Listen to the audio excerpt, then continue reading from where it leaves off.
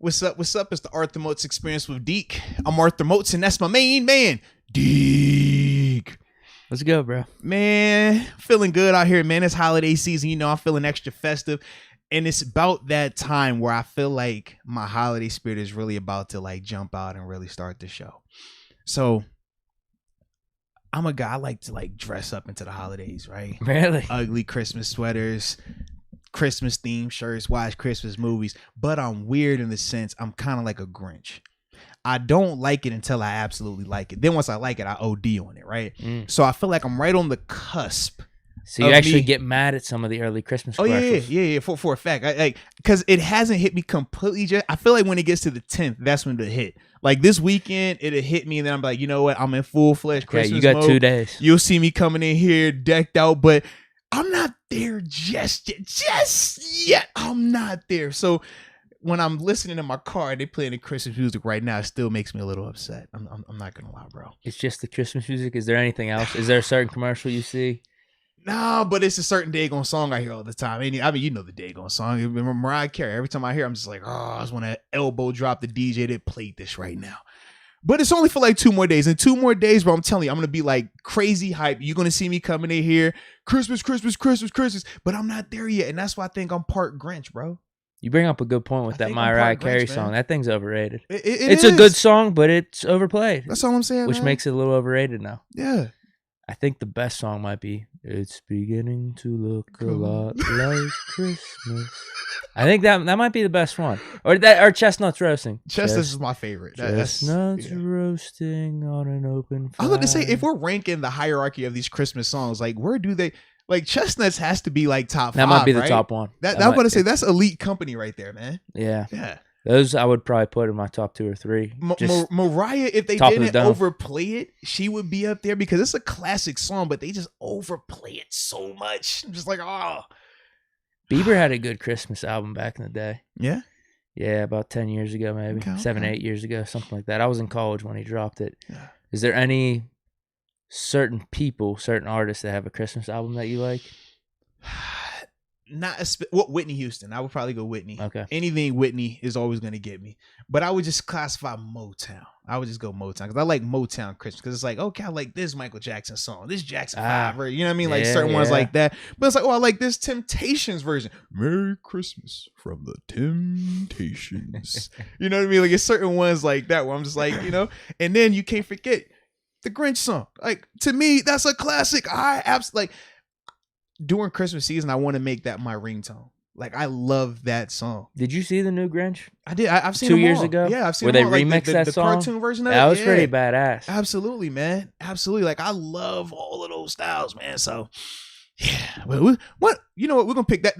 That might be on Friday. We might have to come in here and rank top 5. up. We did our top 5 Christmas movies. I don't know if they changed. We did movies, but we didn't do songs though. So we might do songs. I might look into that. What was your Friday. top one? Home Alone. It was either Home. Yeah, I think Home Alone was Die Hard, 1. maybe. Die Hard was top 5, but I think Home Alone was number 1 for me. Okay, I had Jingle All the Way. Yeah, I think I had the Grinch in there too. Yeah, dude, that's my favorite. Turbo Man's awesome. I don't know what it is. He's awesome. As a kid, it was always on. Yeah. It was hilarious. My dad, Sinbad, is like his favorite comedian. Yeah, he loved him in that movie. Schwarzenegger. That was the perfect like combo. Honestly, them two going at it. And then what was the the kid was Darth Vader. No, the real dude's name is Arnold. What's his name? He was the neighbor though. You know what I'm talking about? Oh my gosh! The neighbor that was trying to swoop in on. Put the chains on your tires. Yeah, that way. His name was Ted in the movie. But his real name is something Arnold. I want to say. I'm drawing it on his real name. But yeah, that dude was a douche. Yeah. But it was the perfect cast though, like you said, like all those guys played it right, man. So that was dope, man. That was dope. All right, so Tom Arnold, that's his name. Thank you, Eric Long. Tom Arnold was his name. All right, so with that being said, man, let's get this thing rolling. Let us know where you're tuning in from. We will read off those chats and get this conversation rolling. And it's a fun day because, man, we got the game tomorrow, like legitimately tomorrow. So we haven't done an old school preview like this where it's like the day before in a while, probably like in a year or two. Probably never. Probably since the last Thursday game. Seriously, dude. Hey, yeah. What was the Thursday game last year? Because I don't think we were doing the 3 shows last year, though. So we would have done our preview on like a Monday or a Tuesday, probably. Did we even have a Thursday game last year? It was Thanksgiving and it got canceled. moved. It got moved. That's what it was. So the year before that, it was the Browns game. That's we may have crazy. done it the day before then. I don't remember. That is Maybe we did it crazy, on dude. Tuesday. But yeah, we haven't done the preview like this throughout the week. Yeah, so this is going to be a fun one today, ladies and gentlemen. All righty. So I will start these off, man. Let's see. First one I shall go with is the Normsman 7, South Africa, back in the house. Absolutely, with a big old W. And we need to get another one of those W's tomorrow. Let's get it. We also got Felicia Bellard checking in from the 337, Lake Charles, Louisiana. Here we go, Steelers. Here we go. And we got Jacob Malacia. We can never forget about Jacob. The 919, North Carolina in the building. And Mike A checking in from Dallas, Texas. Let's go. Let's go. Oh, excuse me. Had a little hiccup right there, man. Alex Loperena. He says, big shout out. 805, St. Louis, Obispo County. Let's get it. All my 805 Steeler fans, tap in. Okay. With Deanie's wondering who's on Pluto. Kenneth Beamer says, checking in from the 304. This is one of his super chats. 304 okay. Harper's Ferry, giving us some support too. Thank you for that. Now, we definitely appreciate you. Let's on that, go man. and smash the like button. Always a good reminder. Yes, indeed. Yes, indeed. We also have Rod Dollars. Rod Dollar 330. Shoreline, baby. I like it. I like it. And then we also have Perk Jr. You, the 330, Youngstown, Ohio. Shout out to Youngstown, Ohio in the building. We definitely appreciate you. All right. All right. I just want to read this comment. What you got? Because this is funny. Steelers Girl 517, you know she's always tuning in, Facts. says, do y'all think Hayden is milking his injury? What, Throwing in a little hot take there. No, that's something we could talk about. Because that's actually came up, man. In these, no way. Really? Stop. We'll talk. We'll get through this real quick. Okay. Matter of fact, read a couple more, and then we'll start with that. Then we'll start with that part. I'm serious, bro. I'm serious. This is like legit. This is a legitimate thing, bro. Okay. It's legitimate. Okay. I guess if it is being brought up in the chat. It's legitimate, bro. Brian Q55, 862 Lincoln Park, New Jersey. Mike Boyce, 229 Albany, Georgia. SJG 103, the 973 New Jersey. East Atlanta Santa. Ooh, okay. Gucci song. Is that a song? Is that a song? I don't know. But I do know Gucci is from East Atlanta. Burr! Zone 6. Let's get it. Ryan Porter, 606 Moorhead, Kentucky. Super cool to meet Moats on Sunday. Oh, man. Major love, major respect, man. It's always cool meeting Moats. Stop it, bro. You're way cooler. Nah, dude. Yeah, man. Nah, I'm overrated. Anyway, I'm overrated. That's what I say about myself. I'm overrated. Man, the people go. I've seen like everybody go crazy over you. Guys, girls, old, young, black, white, doesn't matter, man. Oh my God, is that Deke? Stop, man. I love Deke. No, Not even fair. Oh, nice little play on words for his username. 757 Virginia Beach. Oh, you know what? I did want to bring this up. I'm glad he brought this up in the chat. He said Duke's big dub. Yes, last night. JMU, JMU Crashed the men's court. basketball, man, beat UVA men's basketball team. First time in program history. Going into that game, we were 0-11 versus UVA, and it was just so spectacular to see it happen on the JMU Duke's new home court. Yeah, it was a beautiful scene, man. Me and wife, we were watching it like some proud donors, like some proud parents, man. We were watching that court. We're like, yo, the kids are storming the court. And I look over the wife. I say, babe, you made that possible. And she was like, you know what? Oh, they used your donation for the court? No, that's, a large part of our donation that we did a couple years ago to JMU was for the basketball arena. Nice. Yeah. So it was cool to see it like come full circle. We're like, yeah, babe. That's all we did there, right? So we can have moments like this, seeing everybody, and a new attendance record. I think it was 8,439 people available in That's that a big game. win because Virginia's a good program. No, absolutely, and they're good this year too. I think going into the game, they were 6-3, we were 7-2. So yeah, they're still a good team, man. I mean, ACC, we know who they are.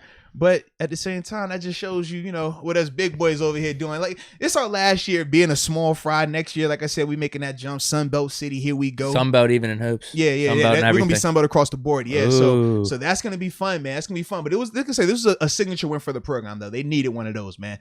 And to see the crowd, I literally, that was probably my second time ever seeing the students rush the court or field.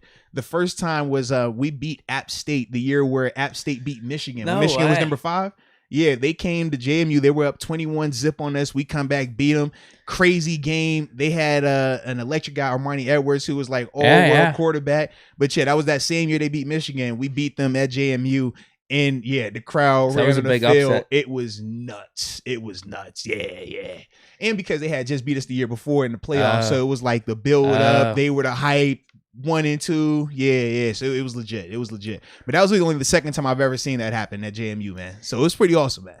I wanted to give you guys a shout out. I'm glad it was brought up in the comments. I appreciate. Shout out to the comments and shout out to Deke, man. Give me some love, baby. Let's get it. I was paying attention. Let's Roy go. Tolsey, I wanted to bring this one up. Mm-hmm. Don't you forget, you're my number one customer. He says from the 915. What's up, boys? That's a great one. All right. Yeah, if we want to get to Joe Hayden, I'm ready. If you all right. So yeah, man. Let's. Whew. I guess that's where we will start. Whew. We got some comments coming in for Joe. Did you see the most recent? When did people turn on him all of a sudden? I don't think they've turned on him, but I do think they are having their eyes open to a scenario. So and we won't spend a ton of time with it because, like I said, we got to make sure. I get it. So this is now. the situation right now. All right. With Joe, they're asking, is he milking the injury? Because it isn't a season-ending variety. It's not something where he's not able to practice all the time. But we're seeing where he'll be questionable, limited in practice, but then won't play. Now, for me, I looked at it as he's being a little more cautious probably. And I don't fault him, but this is the cause and effect. Cause and effect meaning earlier in the offseason or during training camp, it was made very clear by Joe and his agent that they wanted a contract extension to stay here in Pittsburgh.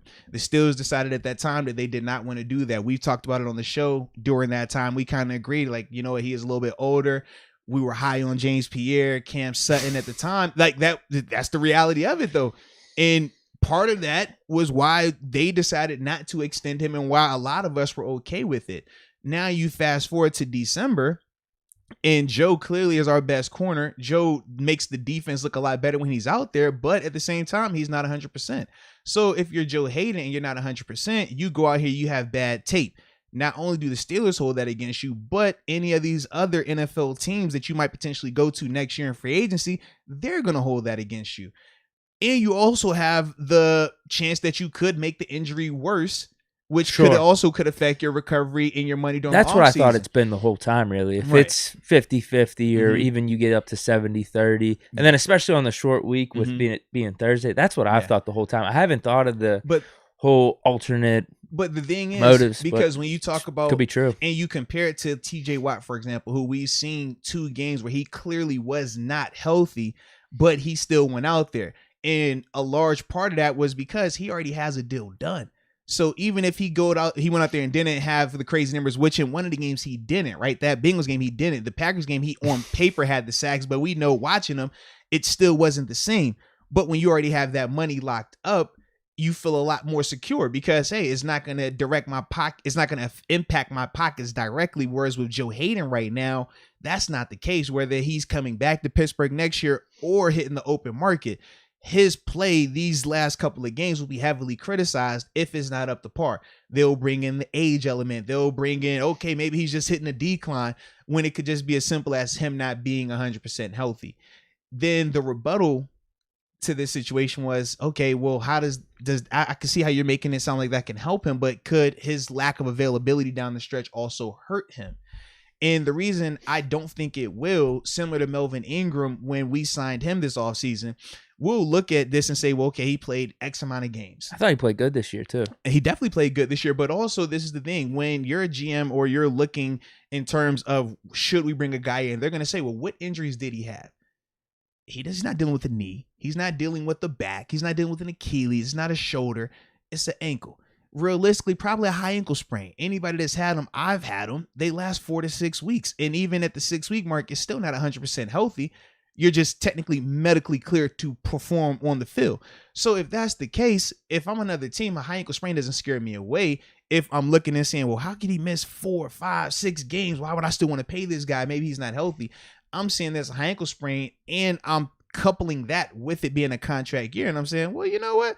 He just took the business route. There's nothing wrong with taking the business route. Not saying that Joe is doing that, but those things are at play in this scenario, in this circumstance right now. And that's the reason why people were saying that about Joe. If he's really milking it or if he's really, hurt, not 100% healthy, I think all of that kind of plays into it. And Joe is smart enough to understand the business of this thing. I mean, if he goes out here these last couple games and doesn't play well, we're not going to re-sign him. And let's be real, other teams, in terms of what they want to break the bank or spend a little bit more money on him, they're going to hold that back as well. So yeah, especially with the age. Now, it could just be a good decision by Joe all around. Now, what percentage of it is the business route? That was one thing that has not come to my mind up to this point, especially now with this game being on a Thursday. Now, if he misses the next week, maybe I start to think about that. But at the same time, I don't want him out there, one, if he's limited and he's going to re-injure something, especially if we are making this playoff push, because I think we're going to need him. Combination of him, Witherspoon, and Cam Sutton could be pretty lethal down the stretch. It's just funny. I haven't thought about that at all, but I get it. I'm sure the radio stations are talking about it a lot. Yeah, well, and because we know how our cornerback situation is. This week we're praising Ahkello Witherspoon, but we know this is more so flavor of the week when it pertains to any of those corners. Yes. I mean, not even just Witherspoon. James Pierce falling into that. Cam's now. Been solid though. I think. Cam's been good, right? Outside of Cam and Justin, outside of Cam and Joe Hayden, it's been a little bit of a flavor of the week with those guys. So that is the other reason why people are a little bit more, looking into it and, hey, man, hey, when is he going to be back? We need him back because we know that's a huge piece for us. But that's that whole situation right there. Okay. Understood. Alrighty. I got Black Lavender as my first comment. Smooth? Yes. All right. I already read Kenneth Beamer, so I think we're good. Perfect. Well, we're not good, but we're going to read through. We'll read through like 5 of these real quick, then we'll get into that first topic. Okay. But we won't spend as much time with this part just because we know we got other things we got to get on today. Okay. Black Lavender says, Smooth Brain Canada, gonna miss the flight to Minnesota. What? Dang. That's just funny. That's just random. Man, why we gotta do that to that man? Come on, baby. Canada's that bad, or he's that dumb that he's just missing flights. Come on now, don't put Canada like that. Jonathan McDormand. He says I kind of like Canada. I think he's wrinkle brained. So one says is smooth brain. Now he's a little bit wrinkled brain. I'm gonna say he's lightly starched brain. There we go. I'll go with that one since we just gonna keep playing with this. Yeah. Let's go UW. Afternoon from Minneapolis. Man, Moats, your Bills' defense against the pass was the most frustrating I've watched all year. More than the Steelers have. I gotta stop the run, man. Absolutely gotta stop the run. But it is what it is. They'll be all right. Mm-hmm. With them, it was mainly that big one, though, that killed them. That killed 60-yard run. Because they ran it every time. Literally, bro. Yeah. You're sitting here like, they're really going to run it. And I'm like, bro, until you really start smashing. And they didn't really turn back the run until late in that game. They had like a couple series late where they finally realized, hey, there isn't going to be a play action pass. There isn't going to be a drop back. Run blitz this, run through the gap every single time. Stop wasting time. It took them 3.5 quarters to realize that. So, do you think the Bills should have passed more?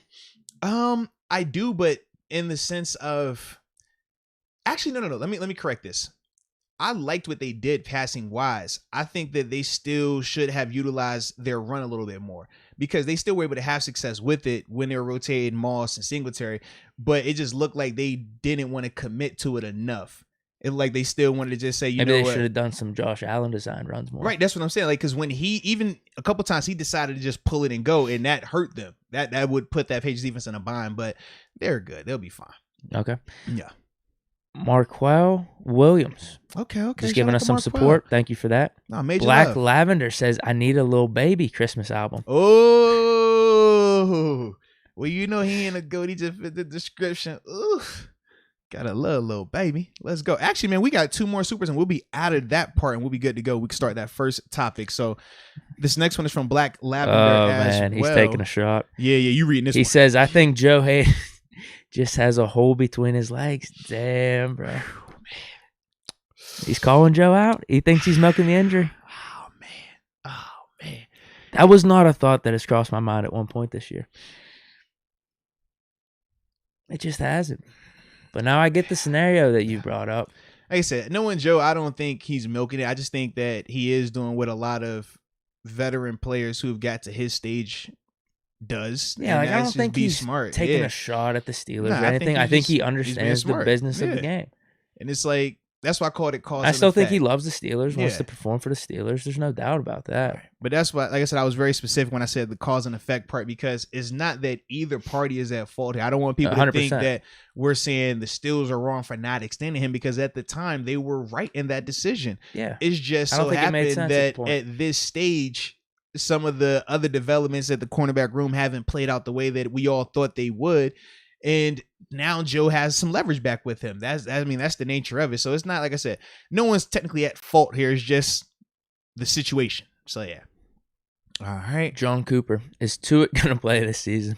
The never-ending question. Mm-mm-mm. Or should we just consider the season lost for him? I think it's the latter at this point. I would agree with that sentiment as well. And then the last one that we had that just came in is Brian Shern. Yeah. Hey, Moats and Deke. Moats, I went to school with JMU basketball alum Ray Barbosa. Okay. And Deke, I'll send you a new Big Ben jersey from the new team. Sick. You know how they burned LeBron's jersey whenever he left Cleveland? Oh man, you can't do that. I'll burn the new jersey that Ben goes to if he sends that to me. You better not burn a 7, boy. Oh, it'll be that jersey if he sends it to me. I'm burning it, man. I'm burning it. I won't rock it. People don't believe me, but I will not rock the new team. He gonna be burning it while he's crying. He be crying over here, bro. Like, I don't love him. It is all good. Like I said, I'll still be rooting for him to do good, 100%. I'll be watching every game, hoping that he does good, proves the Steelers wrong if they do let him go. But I can't wear another team's jersey. No, I can respect. There's no way. I can respect it. All right, so you ready to get into this first topic, man? Oh, for sure. All right, we got to talk about TJ Watt. He just got named the AFC Defensive Player of the Week on the heels of his amazing performance against the Baltimore Ravens. And it sparked up a conversation, not just locally, but nationally as well, in terms of, should TJ Watt be receiving MVP consideration? And do we think he'll receive that type of consideration when it's ballot time, when it's voting time? Context on the MVP award. We don't see a lot of non-quarterbacks winning it. We don't see a lot of non-offensive players winning it or even getting recognition. I believe the last non-quarterback or non-offensive player to get recognition was Debo in 2008. I think he received 3 votes. I think that's what they said. He had votes. That was the year he won Defensive Player of the Year. He won. When's the last time someone actually won it? Does anyone even know that? They said it's been 2 guys. Lawrence Taylor won it, and it was a guy that did it, I think they said in the 60s. It was either the 60s. Jeez. It was either the 60s or the 50s. It was like a while ago. Where's the respect for the defense? Yeah. It's crazy. So that's the context of it. And now we've already heard plenty of times about Ben and Russell Wilson. Those are the 2 poster boys in terms of being elite players, Hall of Famers that have never received a Hall of Fame vote before. The MVP vote before as well. And the nature of how the voting works, we talked about this before, but just another reminder, refresher, is I believe it's 50 people that get to vote. It's a mix of, contributors, writers, beat writers, I think it's former players are in there somehow as well, but you only get 1 vote. So it's not like a ballot for a Heisman where you can vote your top 5 or top 4. This is just, hey, we get 1 vote apiece and that's it. Think like a presidential election, right? So that also has played into this as well. So with the full context being what it is, do you think TJ Watt should be getting MVP votes or MVP consideration? We got to see how the season plays out. Okay. I think Defensive Player of the Year, he's locked in. MVP, I just know how it works, man. Because you're right. 2 defensive players in all of NFL history have won the MVP award? James Harrison got a couple votes back in 2008. Right now, there isn't a clear-cut guy for MVP. I would say it is Tom Brady. He's the front runner. But the argument against him could be the whole super team element. Right. Not taking anything away from Tom Brady. And he's won a couple. So, there are... I think there is some veracity to that in terms of, voters and the human elements of just we've given Tom Brady a bunch of awards. Maybe we should look somewhere else. So, what TJ needs to do is he needs to break the sack record for sure.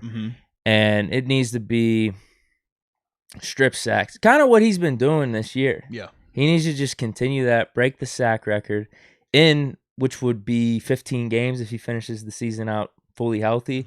So that's 2 less games than the whole 17-game slate. Not saying he'll win, but if he were to break the record in 15, that's one less game than what Strahan did as well. Yeah. Okay, he played the full 16. Yeah. I think there's a case for TJ. Yeah. I definitely think there's a case for TJ.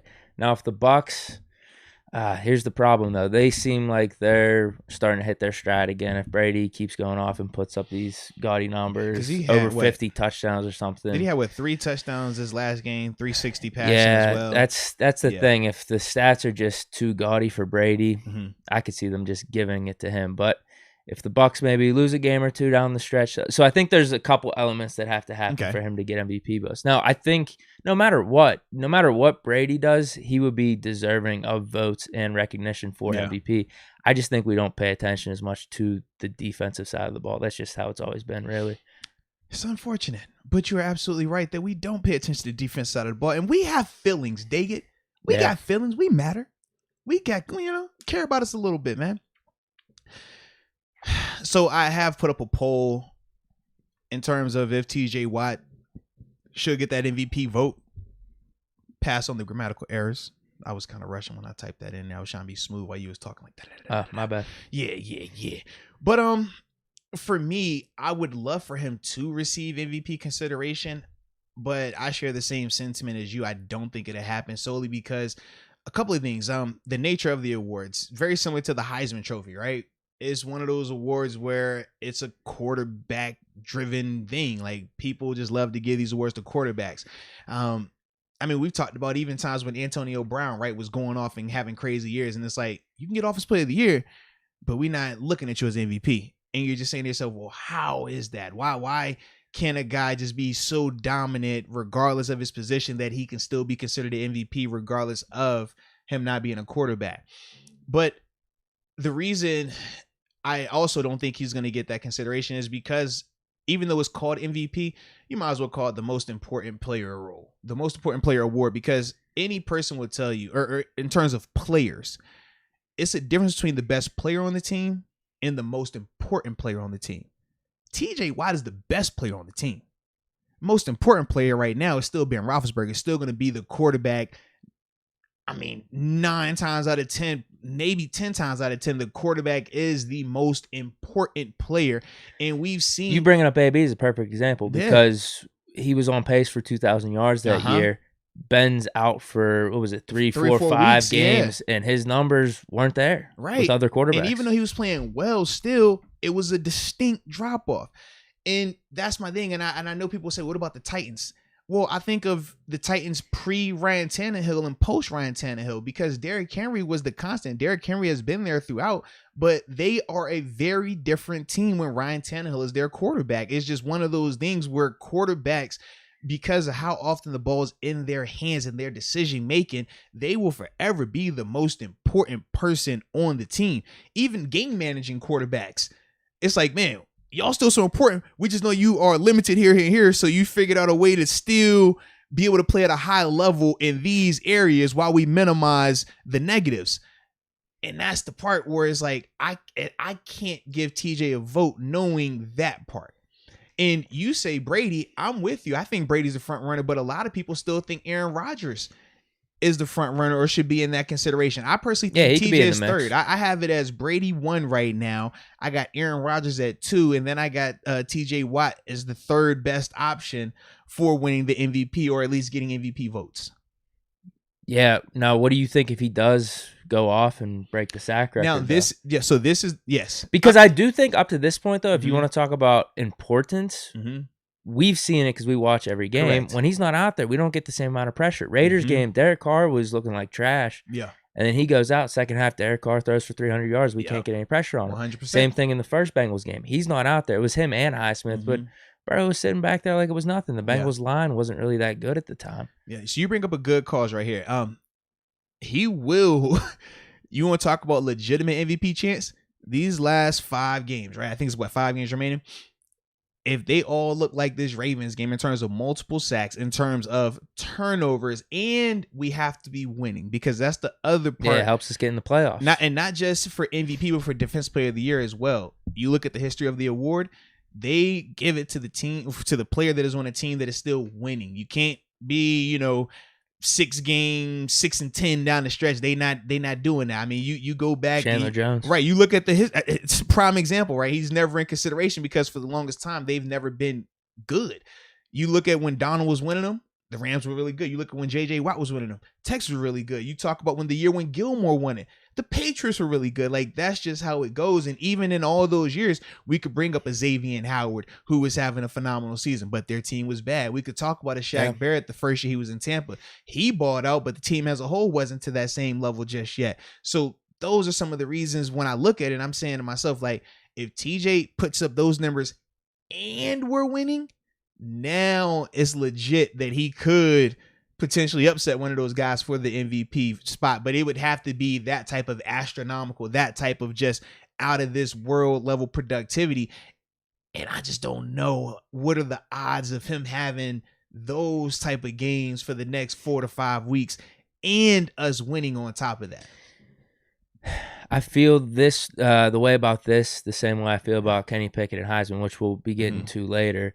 It's just that I feel like there's a case. I feel like there's a legitimate case, but I feel like that player, when you're talking about TJ or Kenny Pickett, they got to do the extra just because I know how the voting works. That's 100%. So I don't get too worked up about it.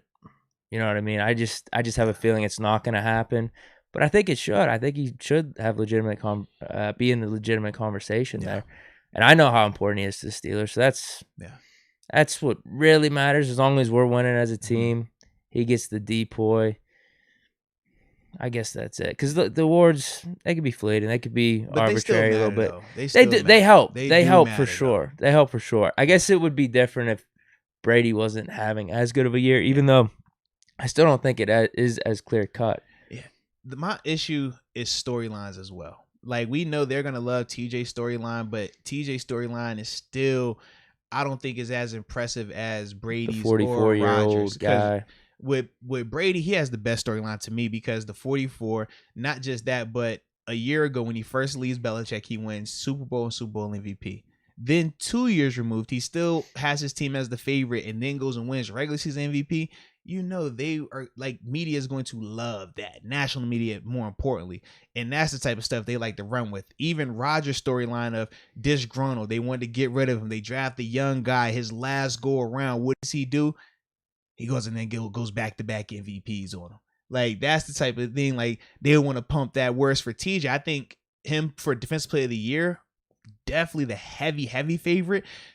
Also, because as we talked about with those awards, typically it's like, yo, you have a year or two where you should have won it and they kind of overlook you. Then they come back and give it to you that following or that third year in his case. Because these past 2 years, he's had a legitimate case for it, but he's been overlooked both of those times. And I just feel like right now for him, it's just his time. Even though I know Micah Parsons having an outstanding season as well, it's just TJ's time to get that award as long as he stays on pace. And that's there's Micah. Yeah, there is Micah Parsons. Yeah, Parsons going off. Not even rookie of the year. Yeah, he's going off because he's doing it at inside linebacker and as an edge rusher, and not just coming off the edge. Like, he's like a legit edge rusher when he goes down there. It's crazy watching him. Not that I watch a ton of Cowboys games. Y'all chill out. That's your former flag. But you know, every once in a while I call up the high school like, hey, babe, what's up? I missed you. You know what I mean? So that's now I'm playing. I just clarify that. I don't want no issues. All right, no issues. But that's, you know, with Parsons, I mean, he is doing some special stuff down there in Dallas. I just think that for a whole, it's going to be harder for him because of the hype surrounding TJ nationally now. Like, it's to that point. And you're right. It's time. Yeah. It's time. It's been time. It's long overdue, man. Long overdue. All right, now we went. I did pull this up, man, asking the chat in terms of if they think TJ should receive MVP votes, and 152 people voted. A whopping 95% said, yeah, we think he should. But them 5%, I wish we could know who y'all were exactly, but we're gonna let y'all slide today. If the season ended right now, because I brought up the scenario, and we've talked about the scenario where he needs to keep this up for the next 5 games. He needs to beat the sack record. Now he should get seriously MVP consideration. Yeah. Should he right now? Like, if the season ended right now. Should he get MVP consideration if the season ended today? Well, you got him 3, so there might be a couple votes. That's the consideration, but this is the issue, though. I have him considered as third best, but if I only get 1 vote, right, I'm not wasting that vote on TJ.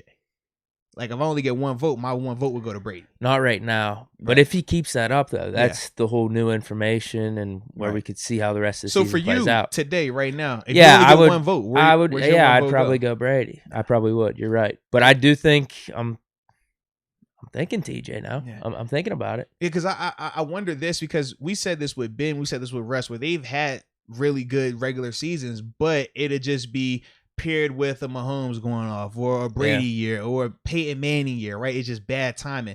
And I wonder with some of these voters, if they're I don't know the process of how do you remain credentialed and stuff like that, but if you go out here and this is a clear-cut favorite, but you vote for this guy over here, if that could potentially, alter, how long you'll be able to vote in these type of things and stuff like that. I don't know the backstory, but conspiracy behind the scenes. in the sense of, think about this, right? If we feel like, hey, this is the bar, you need to at least be this competent to do this, and everybody else is showing that this is normal, and you over here, I'm gonna pick this guy this week, I'm gonna pick this guy this year because I kind of like his story a little bit more. I'm looking at you like, bro, you tripping, man. Go ahead, take his credentials. I don't know if it's like that. I really don't. I hope not. I hope not as well, but I feel like that's taking away free thinking a little bit. To an extent, but how many times have we seen when they're coming to these voting where it's not a lot of free thinking? It's a lot of herd mentality. We all gonna vote with these guys right here because they play this position. But that wouldn't affect the MVP vote for that season, right? If someone gets 49 votes and one vote goes to a random person, because they didn't. Was it LeBron? What was it? Was it Steph Curry or LeBron? Someone didn't get unanimous. Because it was like one random vote. Yeah. Yep. And everyone was flipping out about it. It's like, all right, bro, he still won the MVP. Just chill out. And I don't think we're looking at anybody this year as a unanimous favorite for MVP. No, not right now. Not right now. I do think Brady's the front runner, and he does have potential if he continues on this pace to put up some really gaudy numbers. So that would kind of cement him as the MVP this season. But if he could drop off a little bit, TJ goes off. There's a scenario where he should not only get serious consideration, but maybe win it. Maybe sneak out the win. He has to do extra. I mean, Brady has to drop off a little bit. I just don't see it happening, bro. In today's NFL, I personally don't. You think about how dominant Aaron Donald had been, or he's still like during his time, even J.J. Watt during his time, and those guys weren't even getting consideration. And they weren't just putting up gaudy numbers. They were almost at times feared. Like people think about how when Debo got those 3 votes, he was feared league-wise. Even though TJ puts up gaudy numbers, I don't know if he has that people are scared of him per se. Debo. Yeah, he doesn't have the whole it's TJ. It's kind of like when TJ's like, oh, TJ making a great play, great. But I don't think people walk into stadiums and they're like, yo, we got to face TJ Watt.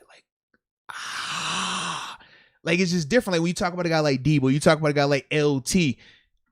Those are scary guys. Just seem a little scarier. That's true. It's true. Come on, man. Oh, now Caleb Cole brings up a good point here. He says, Deke not voting Ben for MVP? Fake fan. JK, he says JK. I would. It's just, unfortunately, the stats aren't there. Yeah. And that's why I always say you can't completely go off all stats because I still have been in that elite class. This is true. Amongst Brady, amongst Rodgers. Even Russell Wilson, he's having a bad year. I don't care. I'd take him over 70, 80, 90% of the quarterbacks out there. It's my 6 quarterbacks that have Super Bowls. I was about to say, that's all I need to say. Whoever, the 5 or 6 QBs that have Super Bowls. Very anti-monogamous. That's the elite class. Yes. Deke gonna spread it around just for this group, though. I like it. But yeah, man, that was a fun topic right there, though, in terms of if TJ Watt should or should not receive MVP votes. So with that being said, I think we got one more super. Okay. Let you get that one. Sure. Then after that, we'll pay a bill, and then we'll go to this the big breakdown. Ooh, he says it's okay, Moats. I don't judge you for your polyamorous fandom. Ooh. That's how we using the big SAT word on me as well. Listen, I mean, I do like a lot of teams. I get it. I do. I think I like a lot of players more than I like a lot of teams. Or maybe I just don't. Maybe I don't know. Maybe I haven't found true love. Whoa. Or maybe I have found true love, but I just can't keep it in house. I don't know. Do I have fidelity issues with my fandom? Is that what y'all are telling me? Huh? I'm for the streets as it pertains to my fanhood? Is that what's going on here? I feel like when someone brought up the Bills, you were hurt about that loss. I could hear it in your voice. Y'all thought this was for Christmas.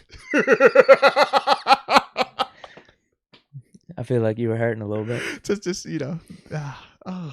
dude, I'm not going to lie. There is a world they missed the playoffs. Chill out, bro. They got a tough schedule coming up. It is. I'm completely fine, though, bro. Yeah.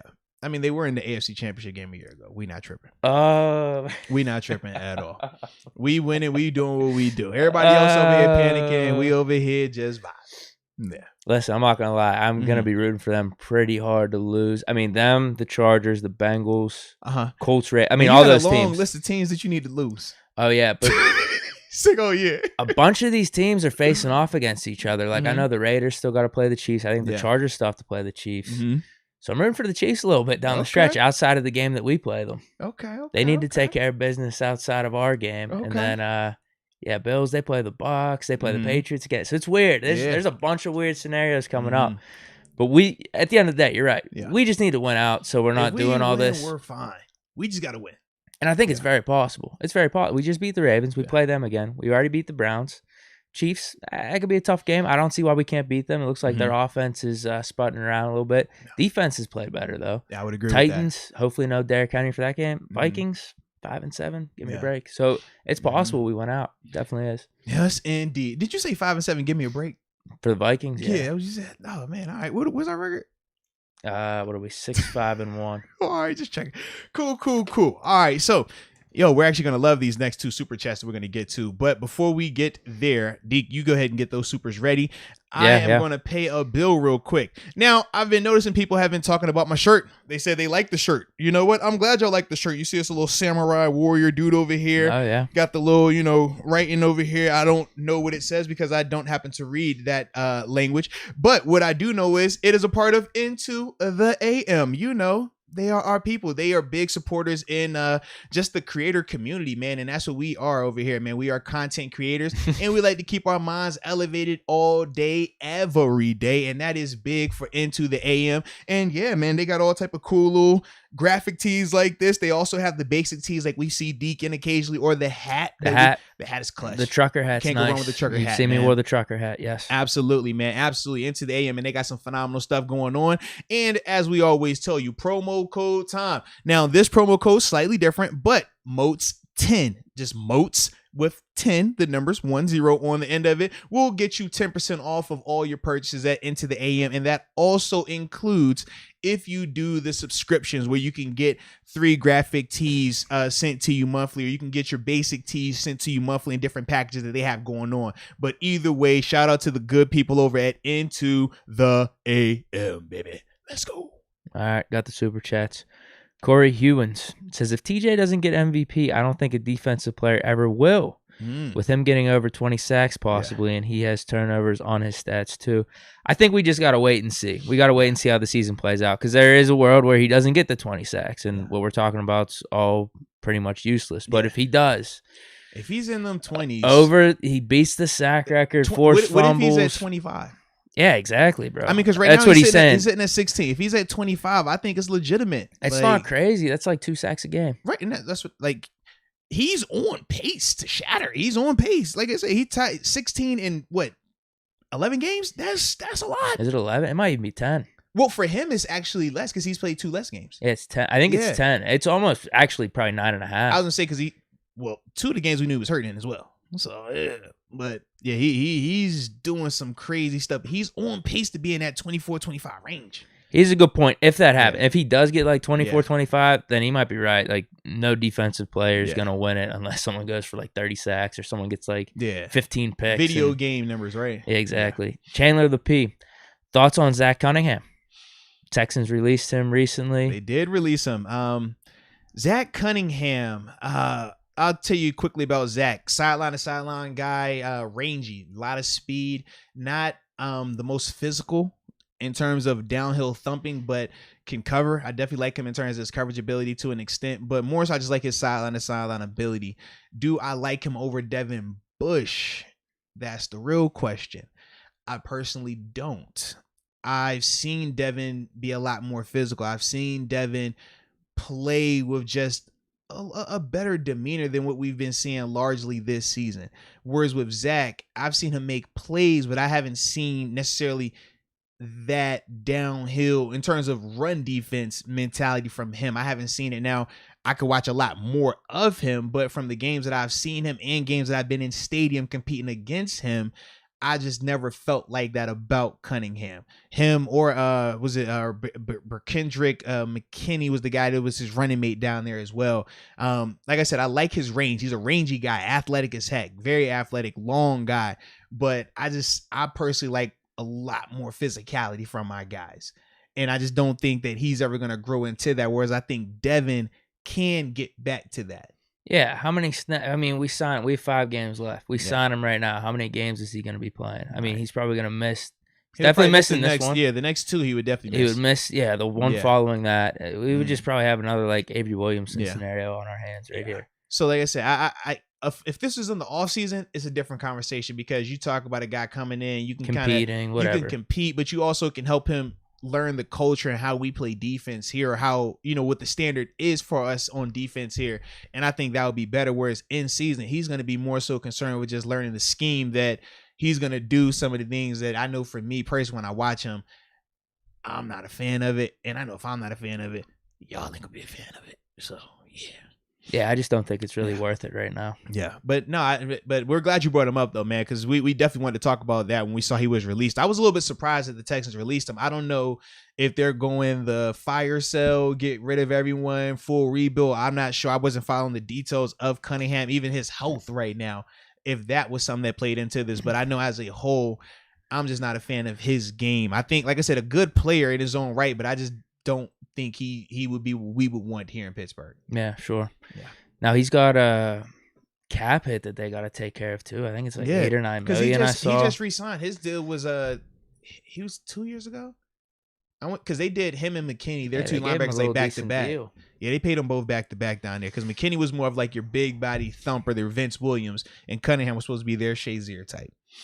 Yeah. All right. And then did we get Corey I don't think we need to do it. Did you get Corey Hewins yet? He was. Yeah. If TJ doesn't get MVP. All right. So we're good then. All right. So cool. But no. Shout out to Chandler the P for that right there. So now let's get into this game breakdown preview, right? Sure. As we always do, man. Let's start it out with the 3 things we like, 3 things we don't like. In the chat, let us know, man. 3 things you like about this Vikings team. I will go first. First thing I like is Justin Jefferson. He is that bona fide number 1, that elite tier, the guy that they're throwing the ball to and you still can't stop him.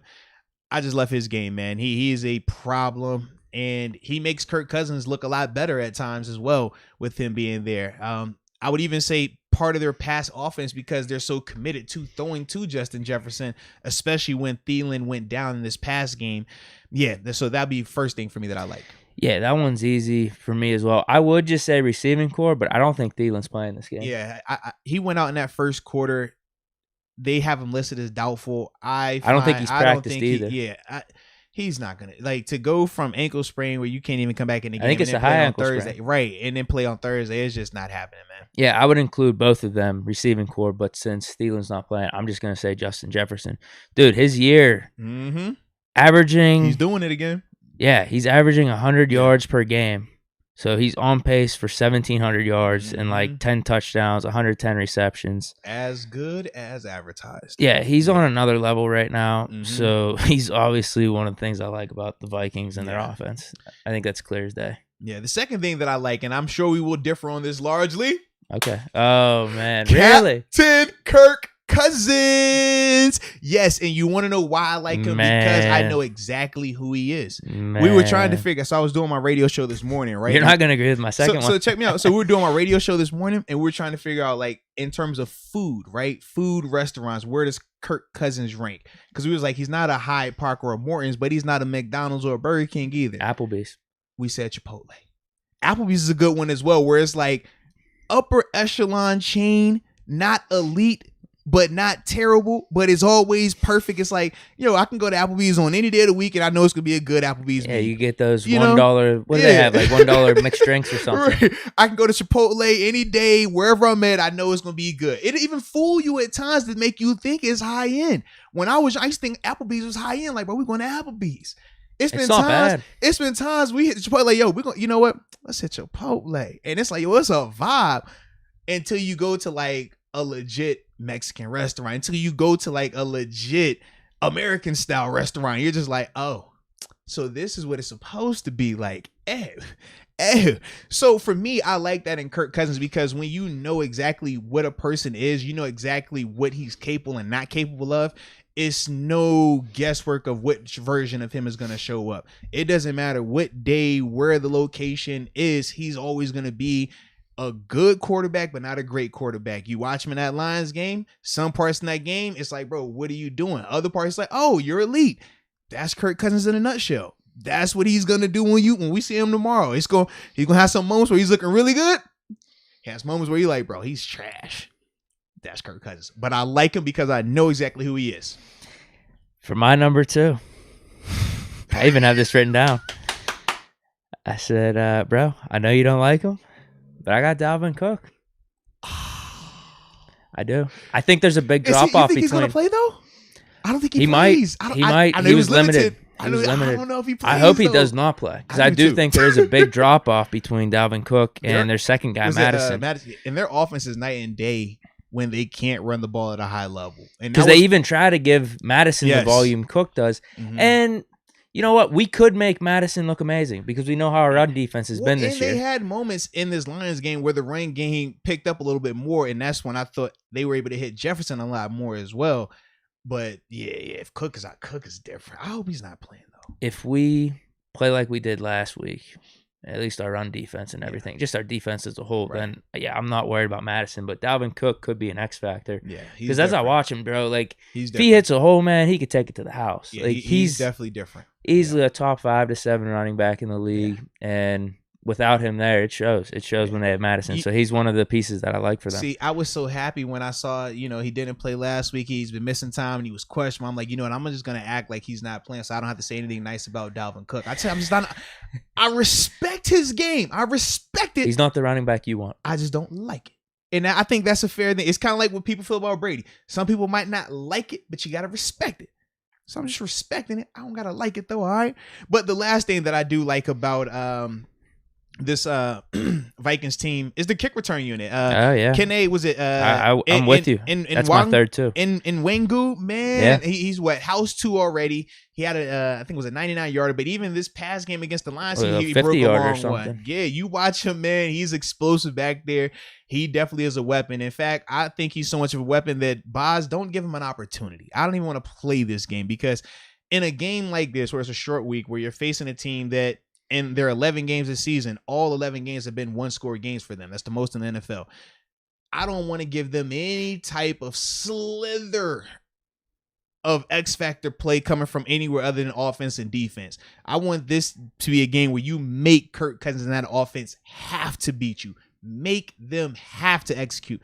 Don't give them anything cheap on this kickoff return unit. So yeah, that's the last thing I like about him though. Yeah, I agree with you. I have him at 3rd. 2 returns to the house this year. I think our special teams coverage has been pretty solid. Mm-hmm. They have been. Just don't slip up this game. You're right. On a Thursday night, and that's the weird thing. week. You got to be on your P's and Q's. You know that's how it goes. Well, also, they do a bunch of fake stuff too. Even outside of their special, I've seen them do a fake in one of the games that I watched. But then even on their offense, they're running reverse screens back and forth. They do everything, yeah. Yeah, they got a little gimmick type of stuff going on offense. So that's another thing you got to watch out for. That's not something I like. I would hate that if I'm a Vikings fan watching that consistently. Oh, we're gonna throw it to Jefferson. He's throwing it. Oh no, now he's throwing it back to Cousins. It's like, no, I don't want all that. But we gotta watch for it. You never know. Yeah. Absolutely. All right. So let's see the 3 things that people were saying they liked. Now they still saying what type of food Kirk Cousins is. They calling him IHOP. Some people were slandering Applebee's. I don't slander IHOP because that was actually the nightcap for where me and my wife went the first day we met. All right, we went out to a nice little club. It wasn't a nice club. It was a club that was cool, but we went to IHOP afterwards. And I'm always like, if it wasn't for IHOP, I don't know if, we have the relationship that we have, but it was a fun TGI night. Fridays. Someone says Ruth Chris. Friday, he ain't Ruth Chris. Now, all right, don't throw the Ruth Chris That's on Trina that Steel man. Diva. No, don't you throw that Ruth Chris on him, Trina. Don't you do that now. He ain't Ruth, okay? He might be Roadhouse. He ain't Ruth, though. Yeah. Taco Bell for Kirk. Taco Bell fire. Is Taco Bell a tier above McDonald's? I don't think that. No, they're all in the same boat. But I feel Chick-fil-A like he's Chipotle. Yeah, Chick-fil-A. Is Chick-fil-A Chipotle? That's the same tier. Oh, I think that's the same tier. Up there. Take that. About Popeyes. I've never had Popeyes. Popeyes is up there too. Popeyes versus Chick-fil-A. That's been a huge debate. That's because for the culture, it's like Popeyes for the culture. Chick-fil-A though is like Chick-fil-A hold it. You know what? Here you go. You ready for this? Okay.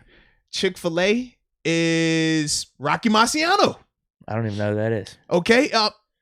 Just roll with me here. Okay. All Okay. right. Okay. So you got Chick-fil-A is corporate, but it's corporate dominance.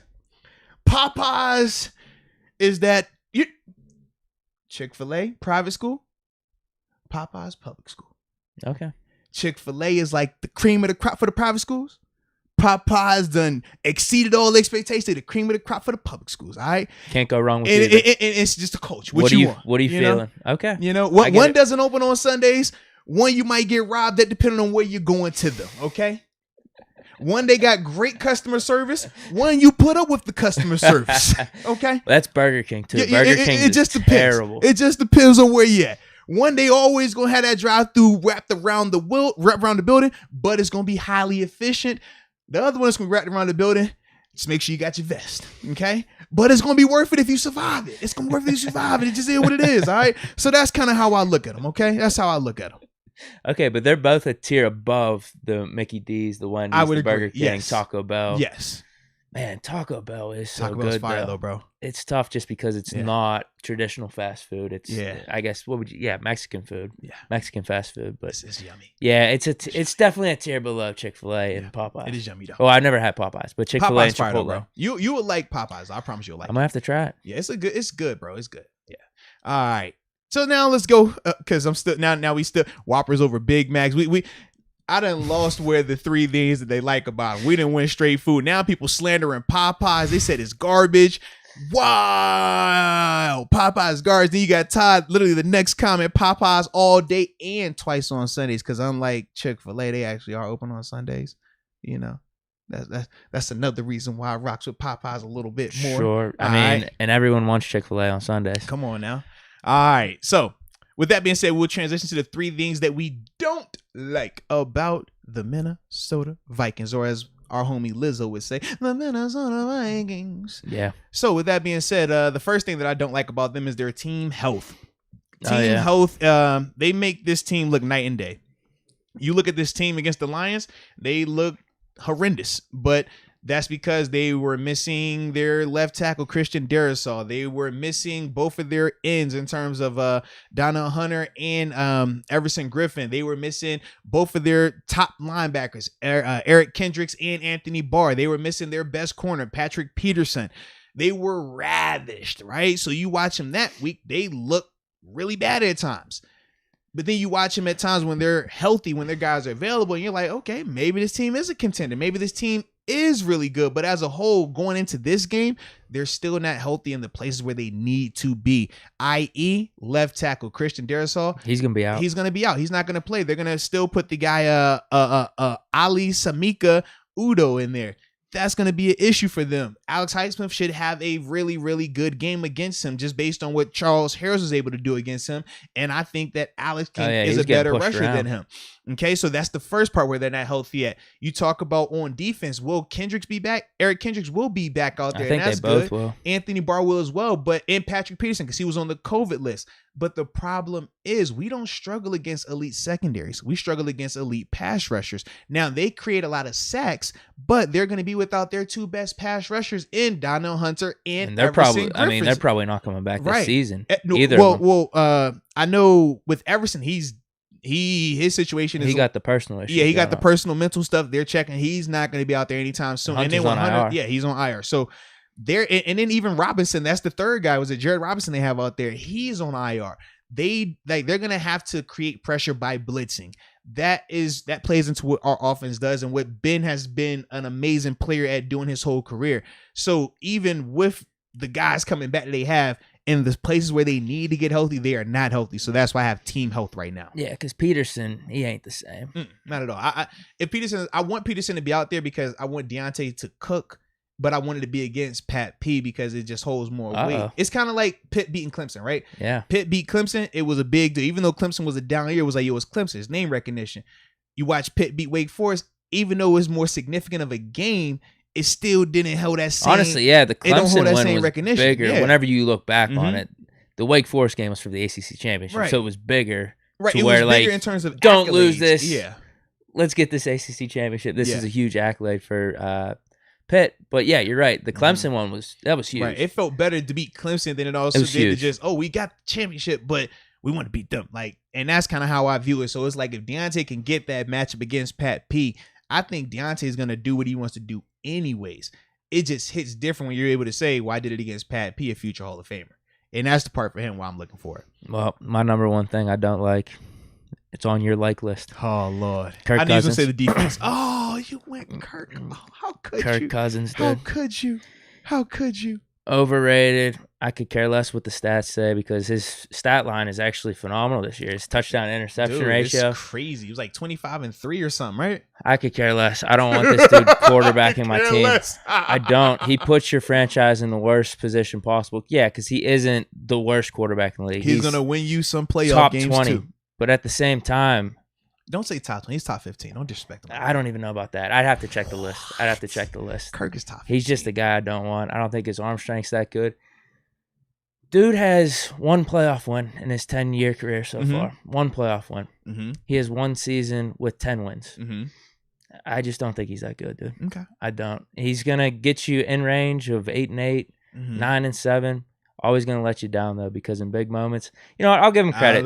I'll give him credit. Because you know what? Yeah. I'll give him credit because there's been some times this year he's drove him down, gotten a touchdown, whatever, got them in position. Yeah.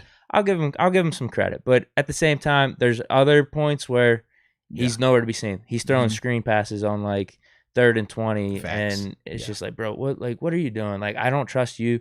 For the most part, like I really don't. For the most part, when all the chips are on the line. And this is like a chips on the line game, I think. Oh, the chips are 100% for both 5 teams. 5-7 for them. For both teams, the chips are on the line. I don't trust Kirk Cousins. Yeah. I really don't. I don't think he's that good.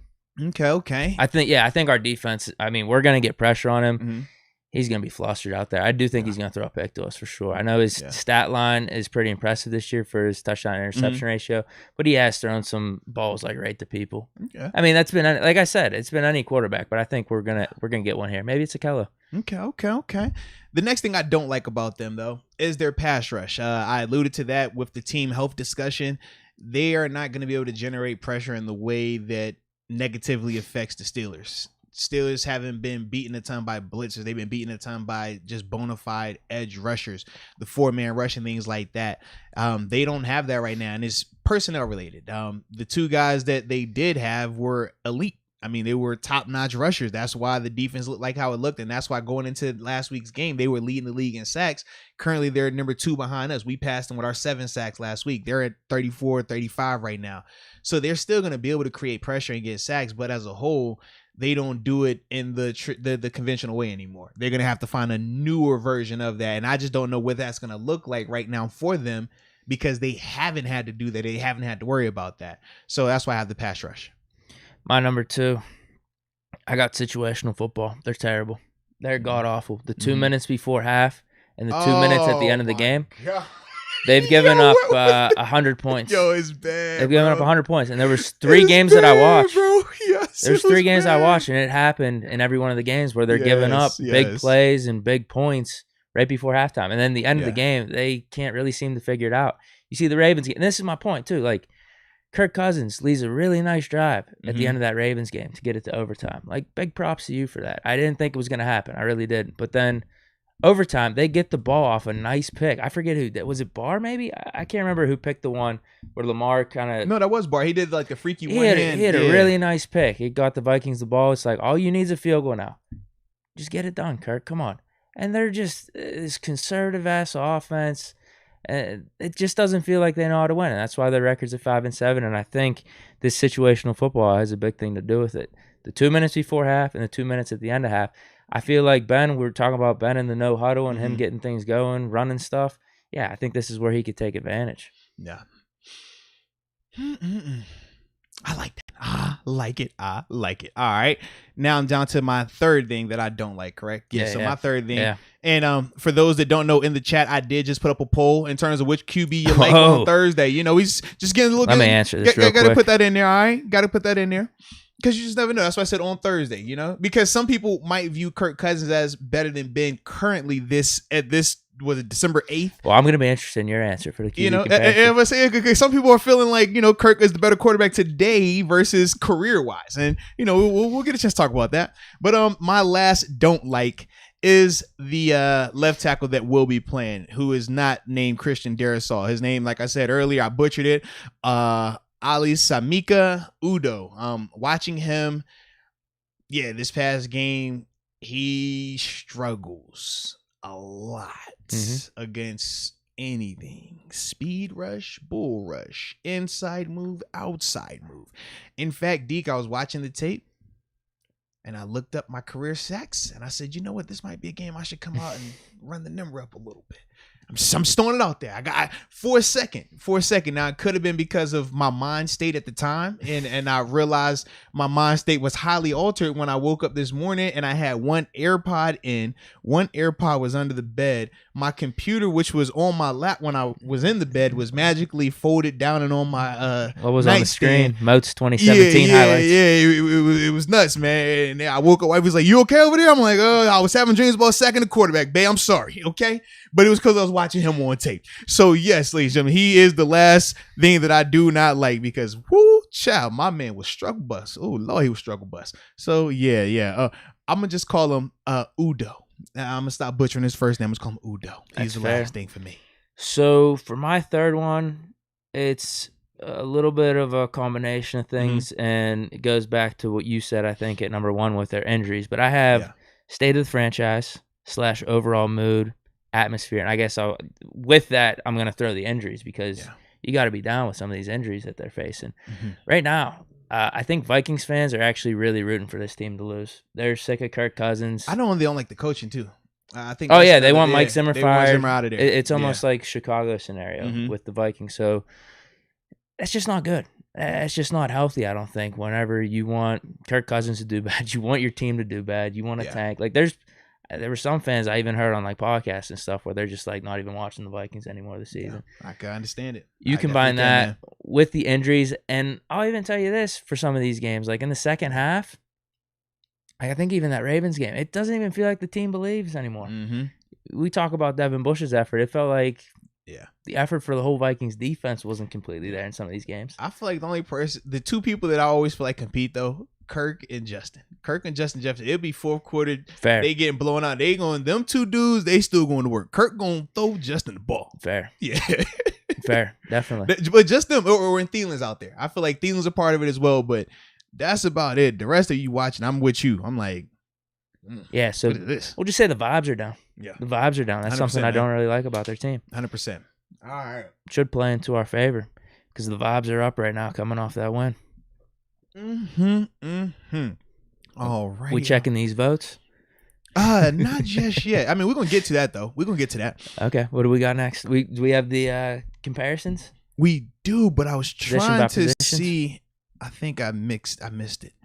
You know how to super chats? Well, no, we're gonna get to the supers as well, but you know how to chat to jump on me every once in a while. I was trying to go through and find where we're asking people for the 3 things they don't like. But because we've had so much popping up in there, it's just hard to follow it right now. So it's all good. We'll just keep going. All right. But I think there's just a whole nother conversation going on in the chat right it's now. a lot going on in there. All right. But for the first topic, I mean, in terms of the position breakdowns, right? Because that's where we're at with this thing. Oh, excuse me. Before we even get to the position breakdown, let's jet through these supers real quick. Okay. Yeah, jet through these real quick. I'm at let's go, UW. All right, I'm right above you then. Drexel Singer says, Muth. And we all love Muth. Absolutely. Yeah, I hope he has a good game. Absolutely. So Let's get him another touchdown. Heck yeah. Let's go UW. He says, what is Kirk Cousins' record on primetime games again, Moats? No, his record isn't What the is it? best. 0 and something. His Does record he even isn't have good one? at all. Yeah. But what I'm saying is context-wise, right? Because people will look at the Lions game and say, oh, Kirk Cousins things again. And it's like, well, no, he actually didn't. He goes down there and leads a scoring drive, but the defense gives up a touchdown drive. Like, that's my whole thing with Kirk. So, yeah. Brilla92 says, the amount of praise Taco Bell gets doesn't surprise me anymore coming from the breadcrumb Deke. Taco Bell is something you eat in shame. I had Taco Bell last night, actually. Oh, wow. I'm proud of it. I ain't gonna lie. Taco Bell is like my late night. That's let me be late night. Let me holler at them crunchy things. Diablo sauce one time for the boy. Yes, greatly appreciate you. And let me get one of them Baja Blast Mountain Dews. No ice. Yes.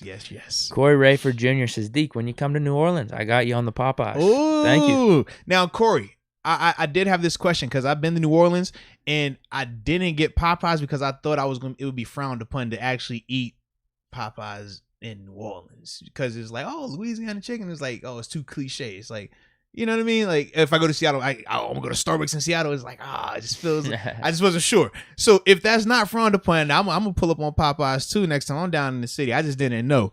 Yeah. But they do got amazing food. I want to just take you to get you some beignets when we down there. That's Cafe Du Monde. Whenever we in New Orleans, I don't know when we play the Saints or when we will be down there, but whenever we down there, Deke, I'm gonna take you to Cafe Du Monde. It's one of those spots. It don't matter what time of day it is. It could be 2 a.m. That's the spot you go to. All right? That'd be good. Get you them beignets in your system, I think it was baby. the first time we went out to eat.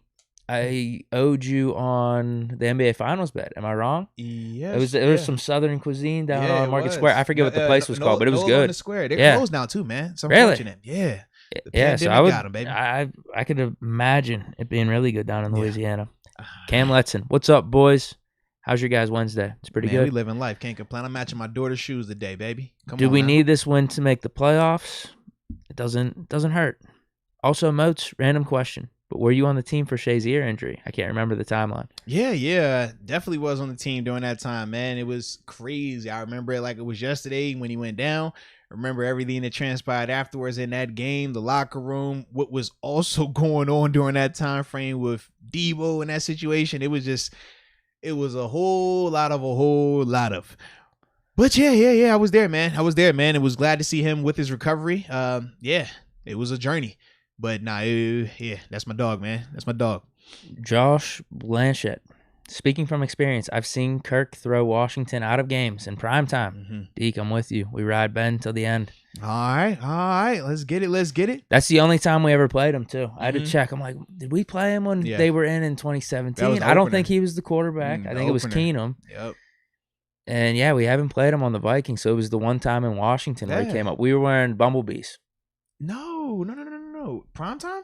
No, it wasn't prime time. It was like 4 o'clock. I'm thinking about the prime time when we played them season opener, Monday Night Football. No, that wasn't Kirk. It was 15. No. It was either 15 or 16, yeah. Was it? Yeah, for a fact, because I remember I had a hit on him. Yeah. Oh, who was it? You know what? No, you're 100% right. You're 100% right. The 13 game I'm thinking about was RG3. He came up to Hines. You weren't on the team. I wasn't on the team then. Yep. I remember now. Yeah, but Kirk was 15 good call on that because we had the opener. That was the AB twerk. Yeah, the AB twerk. Yeah, they were lighting him up. Eli Rogers had a good game in that one. Yeah. Let's go, UW. Raising Cane's better than Popeyes. I heard that's coming to Pittsburgh. All right, I'm not gonna lie. My wife is a Raising Cane's person. I don't like Raising Cane's, but the reason I'm questionable if you would like it. Raising Cane's, the big thing with them is their sauce. They have like this sauce that everybody uses. I don't use the sauce. I'm not a fan of the sauce. I don't like the blend of it. And that's the only thing. I know you're not a big sauce guy. So if you don't like the sauce. I do like things plain, but it depends. If the sauce is good, don't matter. Right, like Chick-fil-A sauce is not ranch, ketchup, buffalo, barbecue, but that's still good. See, for me, I can't do Chick-fil-A because it's a lighter tip to it. I don't know. It's just. What is it? It's like honey mustard and barbecue combined, I think. Yeah, so that's my thing. So if you don't like the sauce, then it ain't gonna hit for you. So like when I eat Raising Cane, I'm like, all right, the bread is cool, the chicken is cool, the fries are cool, but because I don't use the sauce, it just tastes like basic. Whereas with Popeyes, I don't have to use the sauce for Popeyes. I'm gonna just get me some spicy chicken from Popeyes, and it's gonna be, in the words of my middle girl, Ava, bussin'. So yeah. All right, we're caught up on the super chats. All right. Boy, they brought in Zaxby's too. Ooh. Let's go. Zaxby's be hitting. Man, every time I think of Zaxby's, I think of my amigos. I barely get the money, trap and chop top. You can get it when you get it whenever chop turns Zaxby. Pop chop. All right, I'm sorry. I get a little hype right once in a while. Y'all know that. No need to apologize. Y'all know how we get. All right. So now let's start the position breakdowns because we got about oh, it's 3:15. All right. Let's keep it rolling then. Okay, so starting at quarterback. The poll was up for 10 minutes. Shout out to Trina Still Diva. You know, I saw you even though I couldn't speak about it. I saw you, okay? So I had to double poll today just for you. All right, 196 votes though. 91% says Benjamin Roethlisberger is the quarterback they would take on Thursday. Now, specific with Thursday because the game is Thursday. I know we just say who would you take career-wise. It's not even a debate, not even a question. If you ever said Kirk, you make your mouth like you want to smack you. You know what I'm saying? So we good on that. But for today, who you going with? Come on, dude. This one's an easy one.